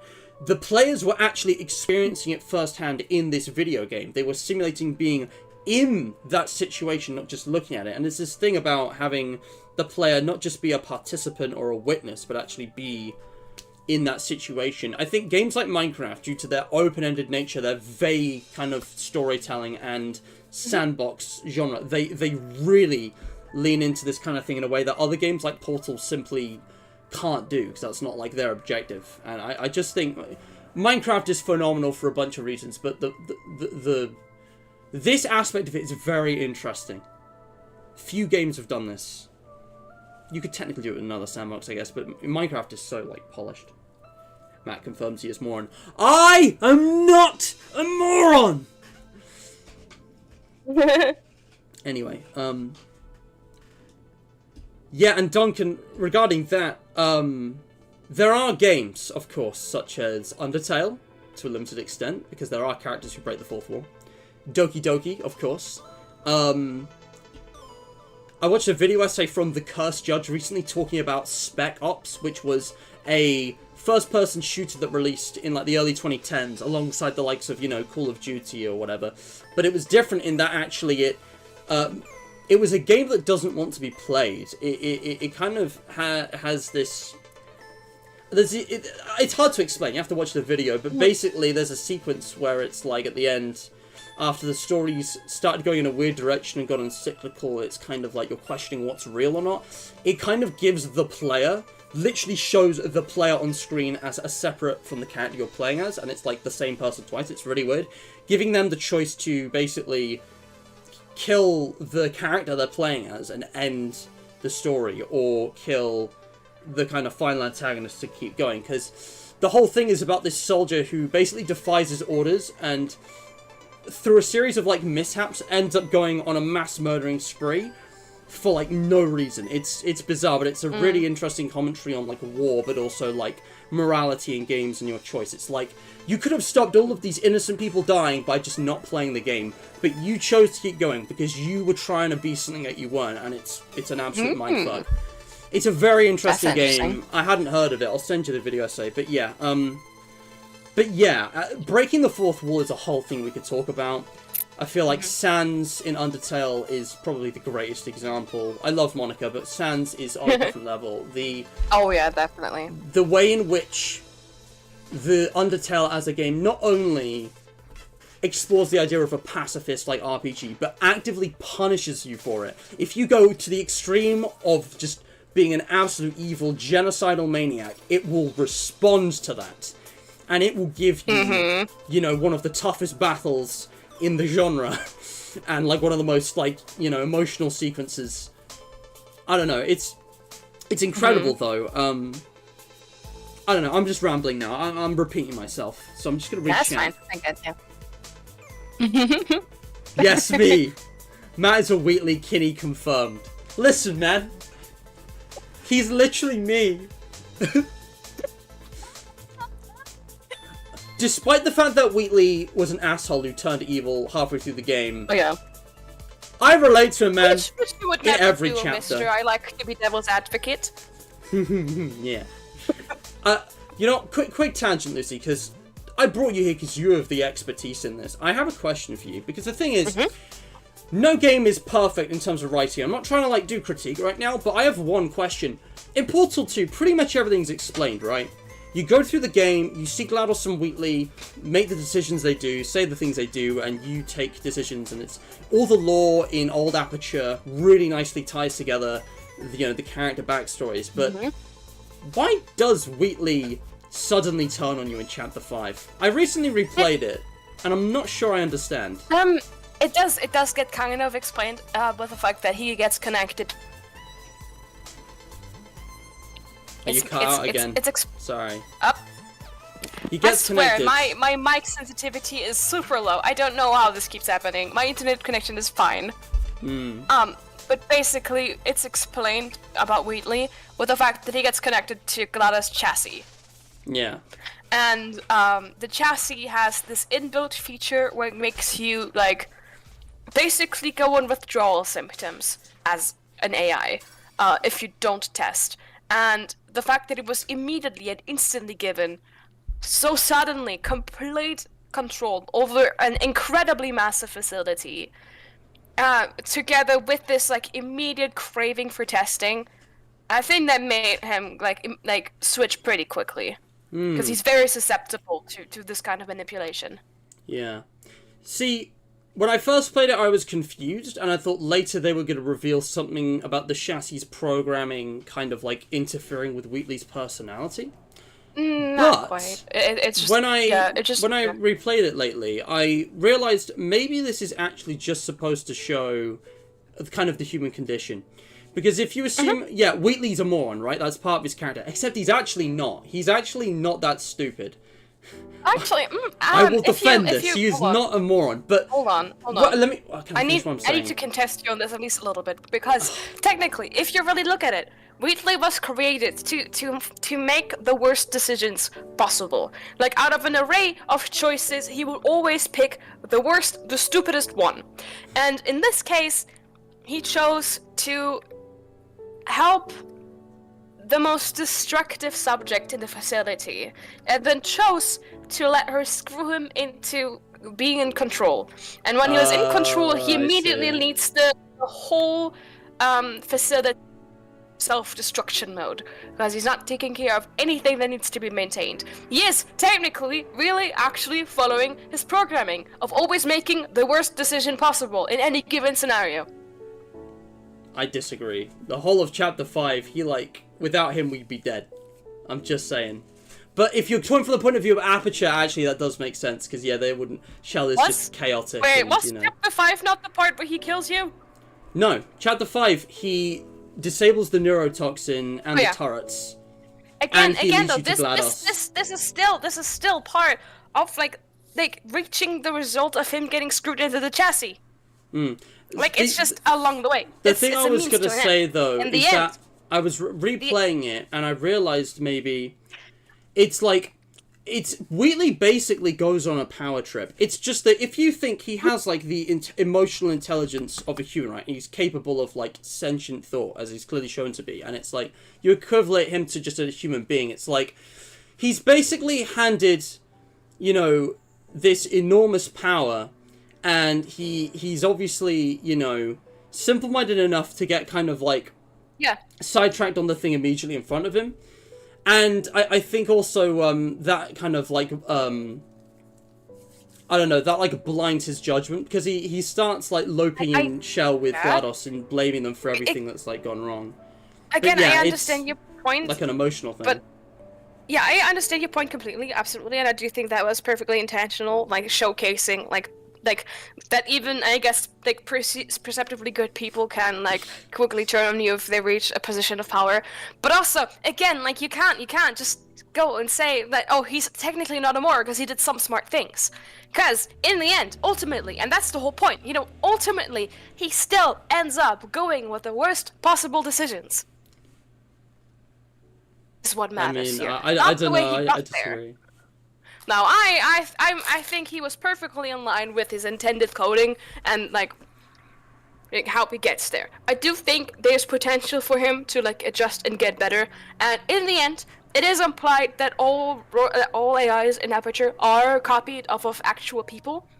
And so, there's a chance that Wheatley had a human that he was copied off of, and like the worst decision-making part was just amplified to the max. Yeah, I was never clear on it, but I figured GLaDOS is more unique from the other cores in that. The cores aren't direct copies of anyone's brain scans. They're like, I guess, a mixture or you know, some artificially programmed. But yeah, no, that's but also, I would kind of disagree with that, with just based on the fact that like the adventure core has a human name, which is Rick, and that he like actively boasts. There's also in Aperture Lab, just recently played through again, since I got my VR headset.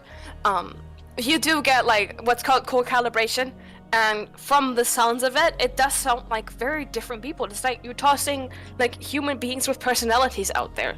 It's just, you know, in my mind, the way it works, they copy off of a person, they find like the most prominent personality traits, and then amplify them or decrease them depending on how they intend to use the personality that they copied. And it is very much implied throughout the game, because Cave Johnson does bring up brain mapping and something that they've developed over time, Yeah. and that they wanted to fine-tune before they pour him into a robot body. And so they must have probably done some experiments, at least, on other test subjects to fine-tune this process that led to Caroline being poured into a computer, because they had to be sure that it actually works, lest they be left with no I head thought to Caroline lead was the company. first. No, I don't think so. I mean, kind of, probably. It just seems implied to me that she was like the very first one, which is also why This she's is designed it. admittedly just me speculating. And it is definitely said that the cores that were attached to her in Portal 1 were made after the fact to control her erratic behavior. I've forgotten about the cores from Portal 1. Yeah, of course, because they're all attached. Yeah, they made. However, I also feel like with, say, the fact core and adventure core and space core, they're all like they could have been produced before or after, really depending on how you look at it. I do think both answers are valid. Like, if you think that cores are exclusively AI, there's no human basis to work off of here, that's fine. That's your right to believe, and it's not untrue based on canon. I did not say that. I thought they none of the cores are like a direct brain scan of real people. They're modified. Yeah, I also was arguing that they were modified, but then you were like, no, I think they're like copied. They're not copied. Yeah, I think GLaDOS is a bit of an exception, but fine. she does actually have some differences from Caroline because of how she's like programmed and how her brain exactly works differently. And the chassis also has its influences. Yeah. Just catch up with chat. Yes, me. The thing about Undertale, which is very interesting, one of the moments that really stuck out to me in that game was how if you try and do a pacifist run immediately after a genocide run, you actually get something different happen. At the very end, after the goodnight sequence, you wake up in bed, you open your eyes, and it's like bright red, and there's like a little stinger. It's like, oh, your evil side is still here, and it's like the game remembers. And yeah, the way characters react is, it's weird. It's like, have we been here before? Anyway, Gamer Boy, welcome to the stream. Anyway, here we are talking about the Portal lore. Again, guys, we've done this before with FNAF. The concept that sort of aligns with this show and tell thing is what I like to call implicit and explicit storytelling. I think implicit storytelling is stuff where it's basically like show, not tell, where you have, more vague, less clearly defined with words, kind of like story elements. Stuff like Minecraft, where you've just got these structures lying around, or stuff like Five Nights at Freddy's, there's just like a part of environment which isn't like explained like as a priority. Like, for example, we still don't know why Foxy is actually out of order in FNAF 1, and it's not something that needs a definitive answer. I actually made a list of all the unsolved mysteries from FNAF 1, 2, and 3, because they're so much more interesting and less important than the unsolved mysteries from 4, Sister Location, and those games. Because instead of, like, central characters and identities and motives being, shrouded in mystery because it's just incoherent nonsense, it's like, there's a lot of fun little tangents in the older games, and to an extent, some of the new ones, which you can kind of just, like, pick out as, like, okay, well, this isn't essential for understanding the basic premise, so you're not going to get in a heated argument about it, but it's interesting to speculate. Whereas, of course, there's the explicit storytelling, which is what really came to play with FNAF 4 and Sister Location. When we did the FNAF tier lists the other day, Ambience summed it up absolutely perfectly. If I just grab the tier list. Sorry, hold on. Where is it? Hold on. Here we go. Good upfront story, disastrous lore implications. It's like these games switched up this. Can I close this, please? Why is that open? These games switched up the storytelling style, 4 and SL, because instead of that implicit background stuff, vague mini-games you can rarely get upon dying, the phone calls roughly outlining the world and what's happened in the past. FNAF is kind of different, but instead of that, you have your protagonist.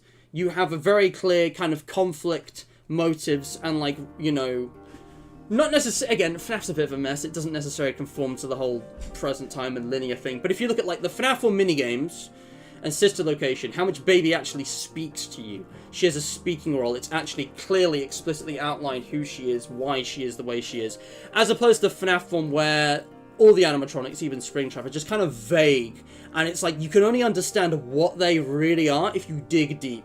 And it's like kind of lore versus story. Now, of course, you know, FNAF 2 is a bit of a story. The phone calls are happening in real time. There's a progression there. And of course, Sister Location has lore, although the implications are disastrous because they don't fit with the rest of the games very well, and it's very incoherently told. But aside from all that, it's interesting because that's kind of the fundamental idea behind this stream. It's that show versus tell, implicit versus explicit. You can have both, you can have one, you can have the other. Some games have neither. Yeah. I think I just want to quickly shout out games like Baldi's Basics, which spit in the face of Bendy and Hello Neighbor and don't take themselves seriously at all. This is a very specific case because it's a response to the culture of indie games in the last 10 years. But some games do not need a story. This game has no story. This game has no story. There are characters, there is dialogue, there are events, but it doesn't actually have a narrative. It's just a parody. It's all a pastiche that points fun at tropes and is just completely self-aware at all times. It's not even a serious horror game. It has its moments, but it's like, you know, the Baldi games are very much just saying, haha, look at us, lore! And there is no lore. There is no canon, and it is perfect. And I really hope that Basically Games does not try to incorporate serious lore into Baldi's at any point, because I think it would ruin it. Livy, welcome to the stream. Thanks for joining. Anyway, so what have we talked about? We've talked about show and tell, implicit, explicit. We've talked about all these different games, the kind of traditional writing techniques that they've been copy-pasted from, you know, books and cinema, and also the unique aspects of a game where, since you're in control and there's this kind of divide between the player character and the player, the real you playing the game, how some games break the fourth wall, you know, Undertale, DDLC. Again, we could go infinitely deep into this, there's so much, but I think we're coming towards an ending now. I think I've kind of touched all the bases I wanted to. Lucy, is there anything else you wanted to talk about specifically?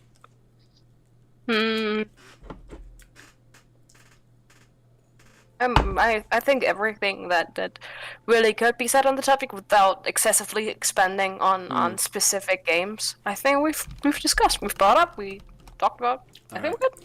I'm going to take a break. We're going to finish the stream in the next 30 minutes, tops, probably less. But I'm going to take a quick break, guys. So if you need to go AFK, 5 minutes, now's a good time.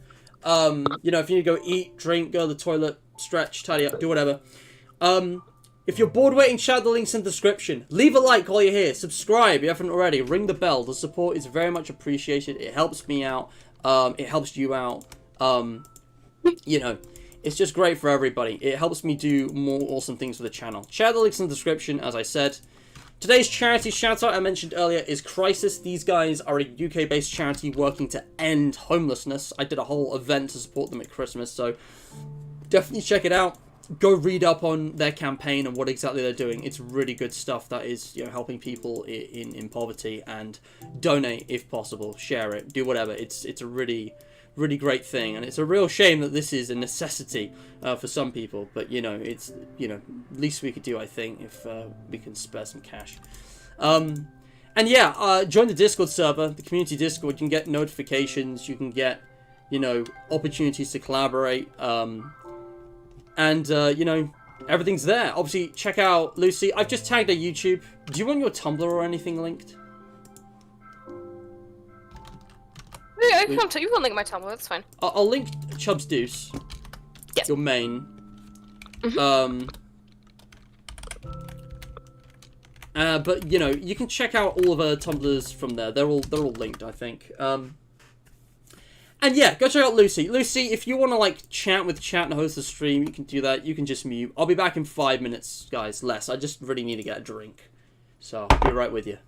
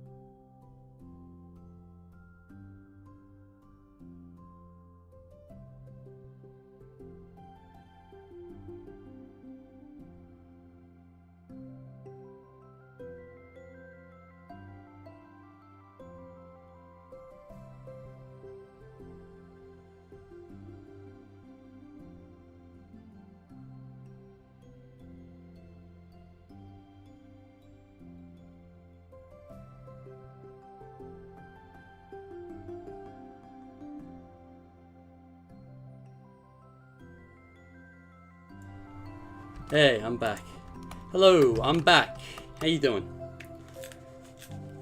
Whew, so, Baldi's is not scary in any way. I think it has its moments. I think the test has gotten me a few times. The library is pretty creepy. Sometimes I get jump scared by the characters, like, unintentionally, but yeah, that doesn't really count. But yeah, it has to be well executed. Exactly. Lucy's got noise suppression on. Max asking, oh yeah, about your mic, yeah. Frog Balloon, welcome to the stream. So, sorry, I'm out of breath because I was like running up and down the stairs. Fair enough. You take my breath away, Lucy. Lucy, I'm rizzing you. Okay, it's not working. So, another thing I did actually think about, and this relates to God of War, is adapting stuff. I wanted to talk about Spider-Man. Alright? I haven't actually played it, but I've watched Jacksepticeye's playthrough. Spider-Man PS4, the Insomniac's Marvel's Spider-Man, arguably the best Spidey game, but even if you don't consider that, most Spider-Man games are adapted either from comics or movies, right? Like, and there's something to think about. How do you tell a good story adapting material? You know, how does, for example, Insomniac Spider-Man, you know, subvert or enhance the kind of pre-existing characters and world of Spider-Man? Because at this point, the dude's been around so long and his, like, kind of world has been around for so long, it's like, you have to use certain characters and story beats to make it work. But Spider-Man as an IP just impresses me with how much variance there actually is in all of the different iterations, and with the Spider-Verse movies, having it all be tied into the multiverse even more, like, just has really improved the whole lot for me, I think. I've seen a video essay too on this. But, you know, it's like, there's, like, depictions of, like, oh, you know, the Green Goblin and Doc Ock that people might prefer or not prefer. I mean, Willem Dafoe is the Green Goblin as much as, you know, J.K. Simmons, who is also Cave Johnson, if I remember correctly, you know, is J. Jonah Jameson. There's, like, you know, I need to bring this back to video games, but, like, it's always interesting to see how things are adapted. With God of War, Lucy, it's a continuation. It's not even, like, a reboot or anything. It's, like, how does it handle, you know, this new story so long after the original trilogy? It is technically considered, at least by fans, a soft reboot, where it's like a continuation, but also like a fresh beginning for the character.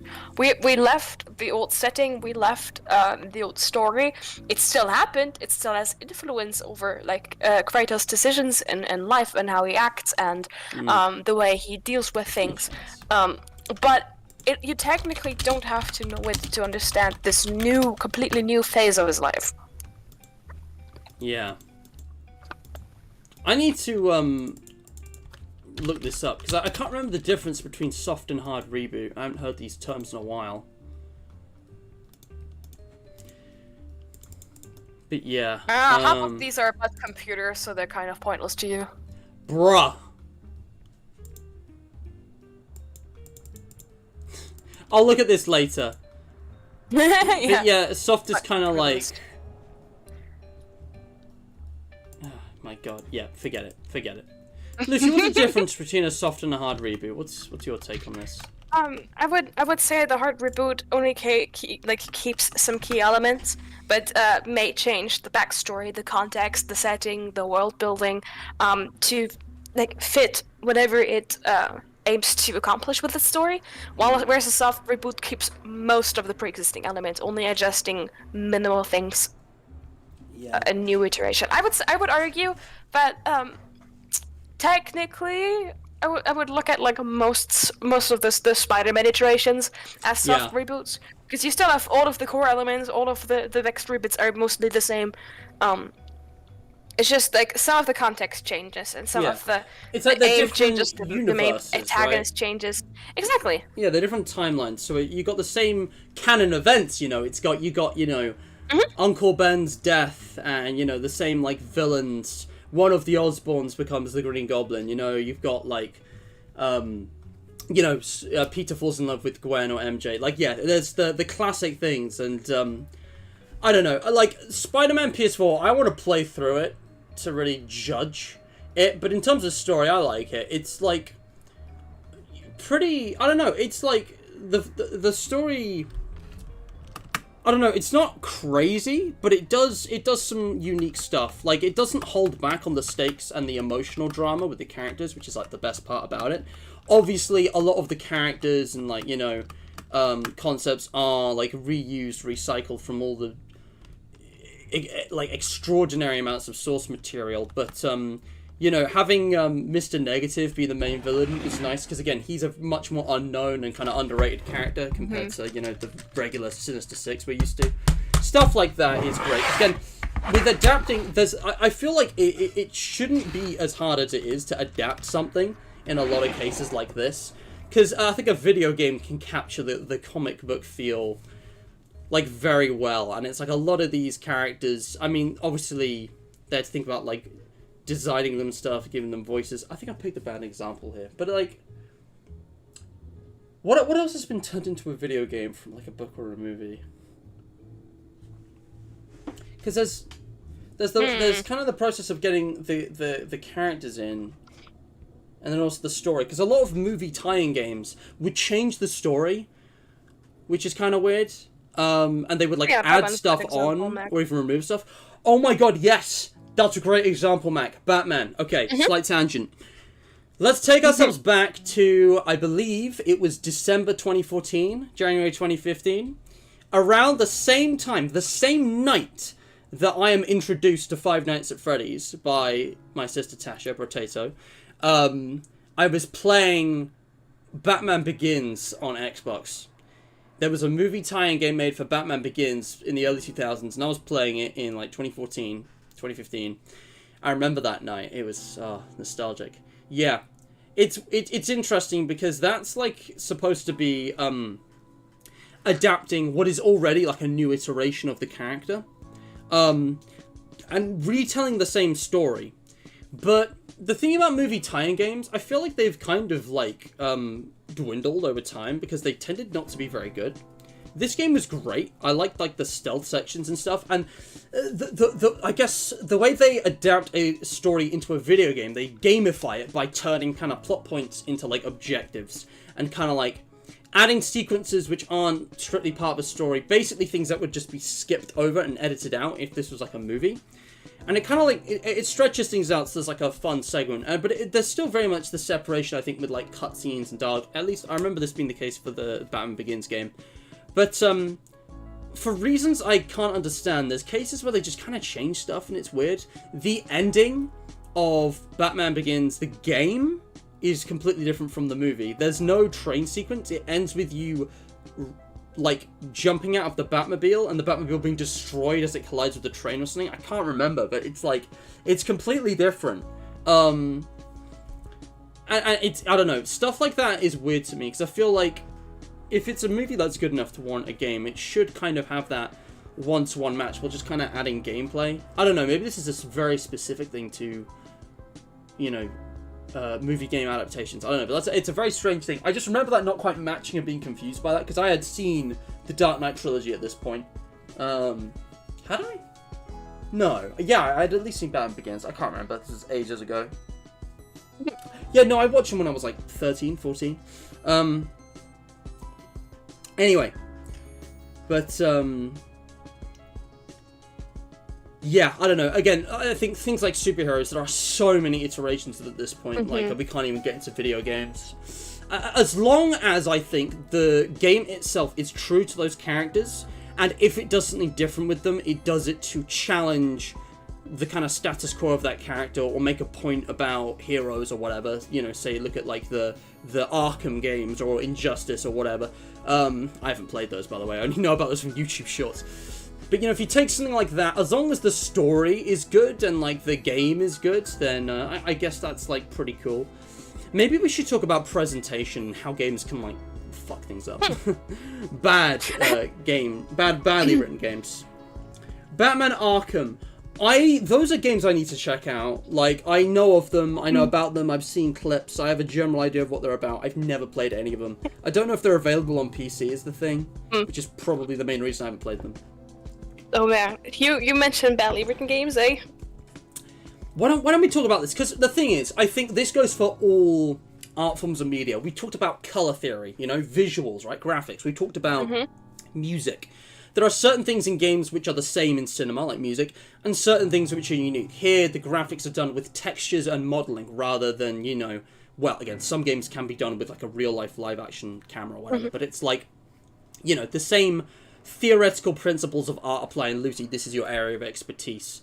And I don't need to explain why I think the games we talked about today are good in that regard. But, you know, if a presentation is lackluster, can that really affect the writing? I don't necessarily think so. Usually, like artistry, visual design, and, like, visual development and music are mainly just tools to underline a story.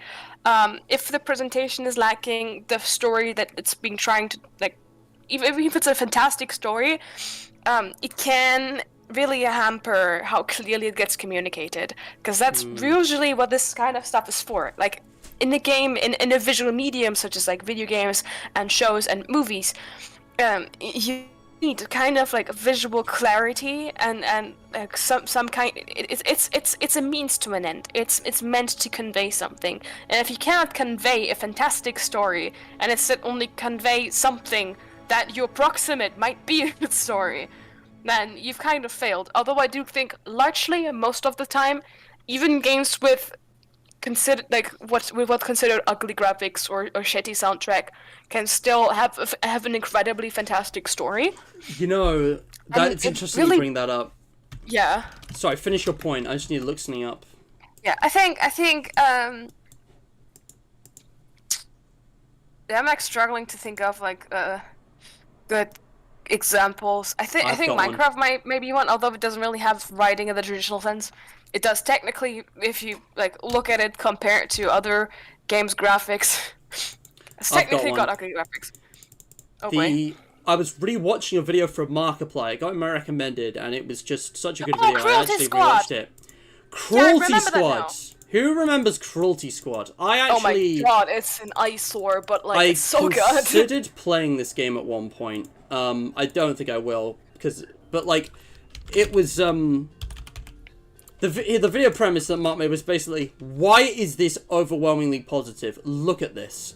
It looks like crap indie shovelware from the 90s that was just, you know, made with absolutely no artistic integrity. But the thing is, this game actually has a really interesting and quite deeply resonant story that's more like a commentary on you know, well, I don't want to spoil it, but, you know, it's a commentary on, like, you know, social, political concepts. Yeah. And kind of, like, you know, a certain... It's a dystopian kind of game. I think that tells you what you need to know. All dystopian games have some kind of commentary, but, it's been described as a good game disguised as a bad game, because it has such an intentionally awful graphics that are just an absolute eyesore with random colours and textures. Just it's hard to even look at. I mean, it makes Baldi's Basics look like a smooth, polished AAA, you know, like live action, you know, thing. Although again, the visual choice here does convey a message in its own right, because it disconnects you from reality, and that's the whole point behind it. You know, like it's trying to make you feel like you're barely even human. Like this is barely even like actually happening. You're so lost in the brutality of it that nothing else really matters. And yeah, again, that's really clever to have like something be intentionally bad. Now, here's the thing. There's another really interesting thing. We've looked at Cruelty Squad. What if a game intentionally tries to do something badly? Can that work? What about writing? I don't know. Like, actually, personally, I think this is being like... intentionally ugly. I get, but. I think this might be down to I guess personal taste, because for me personally, if I can tell that there's clearly a story trying to be told, and the story sucks ass, then no visuals in the world and no soundtrack in the world will make it playable for me. This is the opposite end of what we were talking about before. It's like where the presentation's amazing, but if the substance isn't there, I mean... Yeah, if the substance isn't there, then why fucking bother, you know? That's, I think, a perfect example for this one, and I'm sorry to anyone who likes this game, I'm sorry to bring it up, but it's Security Breach. It has all of the flashy graphics and, like, a cool soundtrack, and conceptually it's really good. But then you get into the actual writing, the story, the interpersonal dialogue, the main protagonist, oh my god. Is he okay? Yeah, I'm fine. Listen, I already know. Whatever you said, I already know. Yeah. I was thinking, like, bland AAA games, though. You know, like those early 2000s games that tried to look realistic and have just aged horribly? But also, yeah, but, like, modern games with, like, really fancy graphics and, like, AAA games with this emphasis on super fancy graphics. It's just the modern-day equivalent, and maybe they'll age better, but... The story, I can't think of examples because these are games I avoid. I forgot the name now, but wasn't there this like one fucking like AAA game that was all about like that was like being trying to be way too meta to work. Like main protagonist kept doing shitty like cringe commentary like, oh my god, I can't believe this is actually happening. You know? People just hated that. Like like it looked fantastic, the visuals were great, and like, God, which fucking game? I don't remember. The thing is, I don't have many examples for bad games, guys, because I don't like a game, I ignore it. There's only a few I've kind of... Because again, I am also not that picky. I enjoy lots of different kinds of games for different reasons. Just look at the screen. And, you know, I find some of the stuff in the same genre. Anyway, but yeah, I mean, visual storytelling is definitely more important than players give it credit for. Absolutely. Again, going back to stuff like Bendy and Bioshock, I think the environments tell you a lot. The writing on the walls, again, tape recordings and notes left by people. That whole trope of building your world with all these background characters by having, like, messages they've left behind is a really interesting concept to me. And I kind of like it. I like how... Because that actually...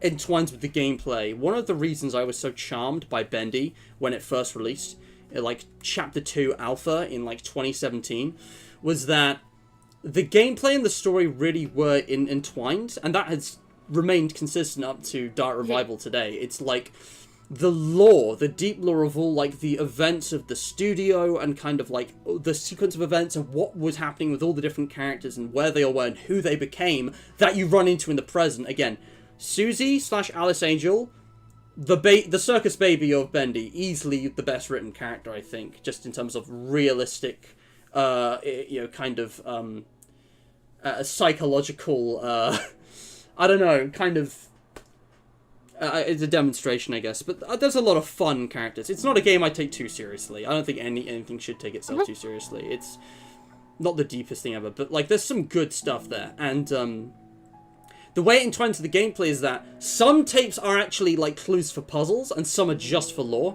And it's like, you interact with them, and they're in the environment, and even, like, the audio is localized and everything, and it's fantastic. Although, for quality of life, I definitely think the audio not fading away when you move away is probably better, but it's like, it's more realistic, so I kind of like that being an option. Yeah. Super Soul, welcome to the stream. How you doing? Hi there. Welcome. And yeah, so anyway, I love Videogames. Me too. Videogames the best. You've kind of caught the end here. We've already talked about quite a lot. But yeah, I mean, presentation, I think, is probably the easier part, because that's artistic, and that crosses all mediums. I think you can tell a story in a video game that you could very well tell in a book or a movie. And the ones that are usually harder to translate between mediums are the ones that take advantage of that medium in a more unique way. Stuff, you know, stories about control, stories that break the fourth wall, stories. There are, of course, you know, books that are multiple choice. I remember when I was younger, it would be like, you know, choose A, flip to page 49, choose B, flip to page 87, and it's like a choose your own adventure book. I don't know if any of you ever had those. And there's... I've definitely seen a lot of people in my age group like read those, but I've never actually read one myself. Fair enough, yeah. It's a cool experience, although you have to try not to read the other pages and spoil yourself on the other routes. And, you know, I suppose, maybe not with traditional, like, film and TV, but with, like, you know, online, you know, streaming videos. Think In Space with Markiplier. It's basically the Henry Stickmin collection, but as, like, a, you know, indie movie. It's like a multiple choice kind of, like, movie, and you can re-watch it and replay it to get different endings. It's really cool. And again, that's part of also the journey rather than the ending, right? Because technically there is only one ending to In Space with Markiplier. There is only one actual final ending. It's just everything else that happens along the way are just different journeys and routes you can take to get to that ending. And you can go at your own pace. Like, when you choose to end is completely up to you. It's very clever in that regard. They talked about this in Distractable, but yeah. But yeah, I'm trying to think what we haven't really discussed. I think that's pretty much everything. It's gone 6 o'clock, so I should end the stream soon. I should end it now. I said 30 minutes. I didn't think... I thought I would have definitely finished it by now. But, like, there's a lot to this. Writing is just... It's not simple. It's probably the most difficult of the arts, because you have to really capture, you know, your imagination, but also realism. To have a well-written story, you have to capture something that is extravagant and incredible and bizarre and unique and weird, but also, like, actually makes sense and is actually, you know, coherent and intelligible on a fundamental level compared with our reality. Because an individual, like, painting or even an individual game, regardless of story, can be, like, as absurd as you like. But good stories, I think, require good characters, and good characters have to be relatable, which means they have to be, in some way, like us. But, you know, it's still incredibly broad. Yeah. And, I don't know, I'm a big, I nearly said sucker. I'm a big stickler for multiple choice, multiple ending games, because I love going through experiences where you can actually change the sequence of events. I think it's a fascinating idea, and I think that's the most compelling thing to me about video game stories. I think second to that is the whole idea of lore. I mean, I grew up on Five Nights at Freddy's, for all of its faults. Like, it introduced a form of storytelling I had never seen before, and I have seen few times since. Although other games have definitely done similar things before, arguably better. Yeah. Is there anything else you want to say before we end the stream, guys? In chat, have a go at the QOTD. What is your favourite video game story and why? There were a bunch of things I didn't talk about today. I didn't really get into Celeste, which is just really nice. It's like the story was just layered on top of the gameplay. because the metaphor yeah. of climbing a mountain is such an obvious, like, done out one before. But, like, for a mountain climbing precision platformer game, of which I don't know if there are any others, having this journey that deals with stuff like mental health is actually really interesting, really relevant, and actually really works with the whole visual metaphor and the gameplay. And it's just a really nice standalone game. I think I'm going to talk about Amori in more depth when I've actually finished it. That's all I'm going to say for now. Oh my god, I didn't talk about Red Dead Redemption 2! Oh my god! I know you're not familiar with this one, Lucy, but literally a masterpiece. Like, this is like a novel. It's not even like a movie. It's cinematic, but this game's story is like a novel. It is like some of the most grounded, realistic, but also thrilling, you know, adventurous kind of, you know, deep dive into the human condition and kind of, you know, morality and you know, mortality. It's dude, don't even get me started. Red Dead has problems, but in terms of story, on the most part, it is phenomenal. I mean, Arthur Morgan has to be one of the best video game protagonists ever created. Like, he's in the top 5, top 10, at least for me. I think a lot of people would agree. But yeah, Red Dead, for those of you who know it, like, it's a very big, slow game. But, you know, the whole honor thing, the way it entwines with the gameplay, your kind of choices. There is actually choices. There are different endings. And exclusive kind of sequences depending on your stats. And the way your character relationships go. It's, like, this is a very rare example of a game being extremely realistic and still being very entertaining. It's remarkable. Resident Evil 2. This game's pretty straightforward story-wise. Artico's not here, but, like, games like this is a great standalone adventure game. Like, the protagonist, it's not that deep, but it's really good. It's fun. And actually, the lore does go pretty deep into an interesting and kind of twisted world. We talked about Ultra Kill already. You know what? I've been playing Superhot lately. This game has a story that I completely forgot about. This story is more, again, it's like Celeste. You can tell, like, the game was made first, and the story was kind of added. But it really works. It plays with the idea of, like, mind control. Kind of, playing in VR is, like, a trip. Anyway, there's so many games I could go through. Oh, but yeah. It's, I don't know. I think it's everything, guys. So, yeah, I mean, you got your, you know, comparisons with other media. You got the show and tell. Again, Minecraft is just so unique. The music's coming on now, and it is really making me think, like... I think that idea is really interesting, because a game like Five Nights at Freddy's, or a series like Five Nights at Freddy's, will show... It will have an intended answer, an intended solution, an intended, you know, story dictated by the author, like almost all stories, including games. But Minecraft is unique, I think, in that it has the kind of lore clues, but it doesn't actually have an intended answer. Something like... Well, anything really, you know, the worlds of Portal and Bioshock, never mind the mysterious things like Mutation. Like, there are always intended answers. There is an intention. Minecraft doesn't even have that intention.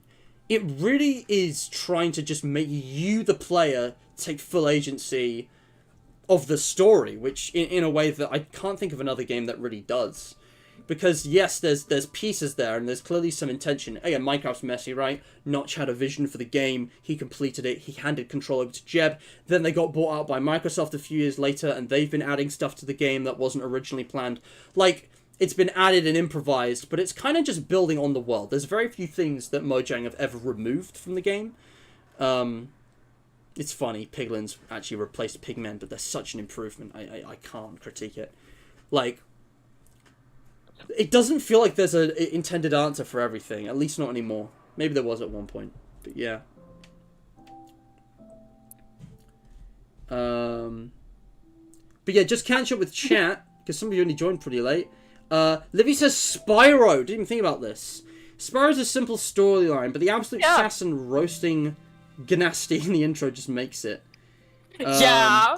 Yeah, see, that's an example of a game where it's a very generic, basic story, and it knows it, so it just gives you some really nice, charismatic, flamboyant characters. And that I am happy with that. Like, Baldi's Basics, actually, for me, obviously there's no narrative. It's not a serious game.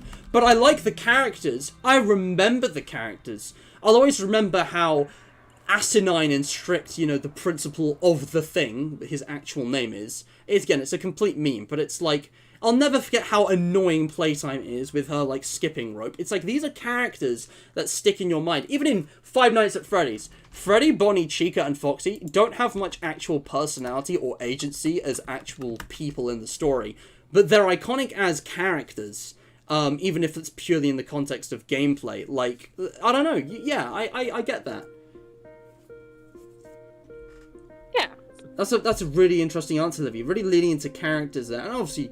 Oh yeah, concepts I as also well. have to agree, because like I love that Spyro doesn't take itself too seriously. It's literally like, how can we reason like this like antagonist, just like randomly putting siege on these fucking dragons, and they just roast the shit out of him on TV, and he's so offended he casts a spell on all of them. Spyro's too young to count, so he just gets kind of like overlooked.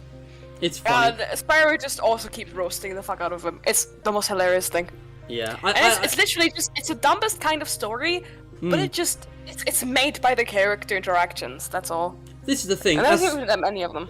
As someone who played the Reignite trilogy, I do love that, as well as this, it's a fantasy setting kids game. It's alongside the likes of, you know, Crash Bandicoot, Sonic the Hedgehog, and Super Mario whatever. Like, these are games that are just meant to be fun.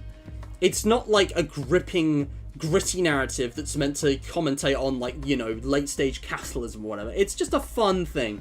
And it doesn't... That's all it needs to be. And it does that well. Because, again, different stories, different games, different arts have different goals, which means you can't judge them by the same criteria. I'm not going to judge FNAF World based on horror, because it doesn't try and be a horror game, whereas I would for FNAF 1, right? And, you know, the whole story, premise of that is different. And that's been apparent in my tier lists, I hope.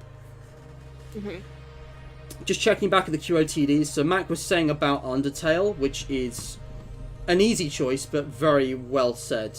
Liv, you went for a pretty unique one. If you guys got any more QOTDs, let me know. Yeah. Me says, your favourite story game is Detroit Become Human, but I'm basic, so Lamau, other than Undertale. I think Detroit is a fine choice. I think, like you've said, Lucy, it's pretty, how should I put it, heavy-handed with some of its, like, symbolism and motifs. And I did find certain parts of the game bland, but even just as a proof of concept of how far you can stretch the narrative with your choices, blows other games out of the water for me on a conceptual level. But also, I was legitimately invested in the stories. I thought Kara's was alright, I thought Marcus's was interesting, I thought Connor's was absolutely phenomenal. I love him, I love Hank. I'm genuinely attached to those characters. I would love to see more of them in their own game. No disrespect to the others, but like, Connor is the best. And one of the most surreal things was seeing the paths finally overlap, because it's like, you know they're in the same world, so you're either waiting for it to happen or it surprises you, and then it's like Connor's chasing Kara, or he's fighting Marcus. That stuff was just crazy to me. Unpacking is cute though, it tells a story through objects and rooms. I don't know what that is. Unpacking, is that... I legitimately think that Minecraft is a better story than FNAF. I guess better lore. Minecraft can be whatever you want it to be, but at the same time that means there is no lore. I don't think it's comparable. Super Mario's substance abuse. Supercell back at it with the best comments. Livy, I can't remember where I got up to. I haven't played Spyro in a hot minute, but maybe. The Legend of Spyro series? I don't know about this. Oh yeah. That's basically kind of like a more harsher reboot of the series. You guys told me after the trilogy they did some weird stuff that was yeah, not fitting. Yeah, this was, I think, if I remember correctly, the yeah, Legend of Spyro series was kind of like the last ditch attempt to do like a proper Spyro series before they moved on to Skylanders. After Here it is. a couple of Spyro games all kind of flopped. I had to uninstall it for storage space, guys. I need to move all my games over to my other hard drive. But yeah, great game.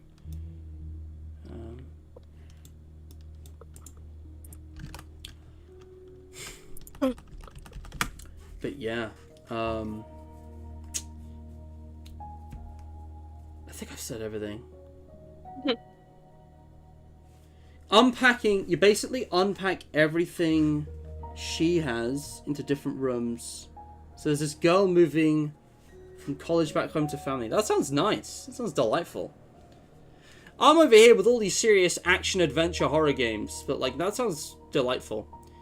And again, this is why indie games are so brilliant, I think. Like, they get really creative. I can appreciate the generic, you know, kind of like, you know, high cost production, you know, Hollywood level game type deal, you know, with the crazy graphics and the kind of very, like, you know, clear-cut hero and villain kind of like story. But, especially if it's from an IP I love, like Spider-Man. But, you know, indie games get creative, man. Like, there are few games I can compare to some of these.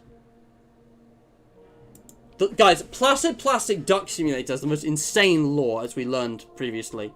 I still need to get back to this. I want to play more of it, but I'm saving it for a stream. Watch it never return. Yeah. Anyways, guys, I gotta end the stream, but this has been a really fun one. Really interesting deep dive into a bunch of topics. Again, not even a deep dive, probably a shallow dive, to be honest. There's just so much more we could say going into specific examples, but we've already said a lot. So, if you have enjoyed, leave a like, subscribe, ring the bell, channel links in the description. All the support is very much appreciated. Go check out Lucy. She's a very smart, talented, beautiful little bean who deserves all the support in the world. You should absolutely go check out the Tumblr page and leave a nice comment. You know, give it a like or whatever it's called over there. Check out, you know, her YouTube that I've tagged. It's all here, alright? Seriously, like, look at this art. She did this for Ultra Kill. This goes hard. This is absolutely crazy. I love it. The colours, the shapes. A little bit further down. Striking. Delightful. Thank you. There's just so now you finally understand what this is about, because you finally reached that point in the game. Dude, this is kind of surreal to me that you've done, like, 3D modeling now. Like, that's just a thing you've done. That's cool. I don't know what it is about you and, like, slime jelly people. You've got this and you've got Cree. Yes. Actually, technically, my Sona existed long before Cree did, because my Sona is literally based on my Minecraft skin, and Cree was originally just a recolor of my Minecraft skin. I love it. It's just like a slime, your pants and the heart. The color scheme is great. It's nice and simple, and I love the textures. Like, I don't know. It's like that VR chat model you showed me. It's like the textures and reflections and stuff. Man, you don't see that often. Looks cool. Yeah, there's some good stuff in here, guys. You got to see it for yourself. And yeah, I want to do more PPDS, but I've got a set number of streams to get through, and I'm basically fully booked until the end of August, guys. I have a plan, Arthur, and I'm every stream up to the end of August is already basically set in stone. I was making the plan today. It's unlikely to change much. Yeah, I don't know, but yeah, Chubbs Clout, absolutely. Like, if you do one thing, guys, go support Chubbs. Go support Lucy. She does amazing art. I'm gonna give the QOTD win to both of you, Livy and Mac. I like both your answers so much, and there are a bit of new ones. I'm gonna give it to both of you. I think they were both great in their own right. So I'm gonna link your YouTube channels down there with Crisis. It's all there, guys, in the description. Lots of talent, lots of good stuff here. And yeah. We're all in the Hydration Nation if you want to come along and chat with us. You don't know who the hell these people are. But yeah. I think, we learned a few things today. There's no singular set way to write a video game. Writing is an incredibly complex and difficult thing, and it's, you know, one of the ultimate forms of expression. I mean, you know, the nuances and complexity of language, I think, can go beyond, you know, symbolism and interpretive kind of stuff in some ways. And, you know, a game doesn't need to be super deep or super meaningful, super crazy. It can just have a nice, straightforward story with some memorable characters. Like Celeste did that. It was a very straightforward story. The characters, it was a very character-focused and kind of psychological game. And, you know, there's stories which have, like, worlds and backstory. Because Celeste just kind of exists in isolation, whereas, you know, Aperture Science is a world you got to explore. And then, you know, there's Minecraft, which is just really uniquely interpretive. I would love to see more games like that, now that I think about it. I don't know.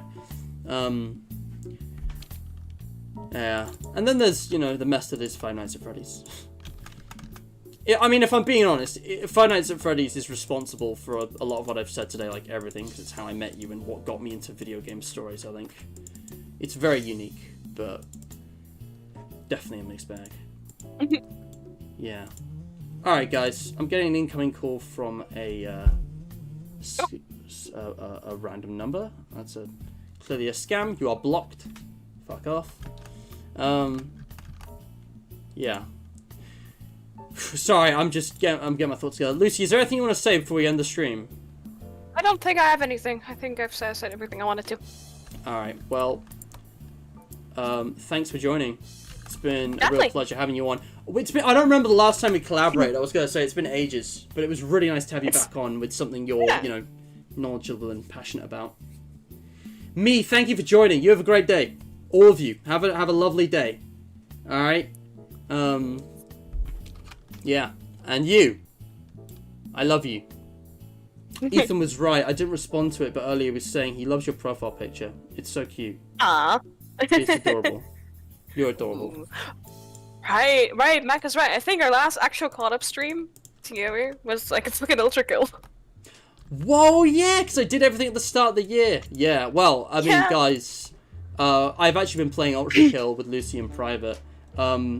I might come back to streaming that game, like when it's fully released or something. I don't know. I've got so many things going on, but yeah, it's good game. Good game.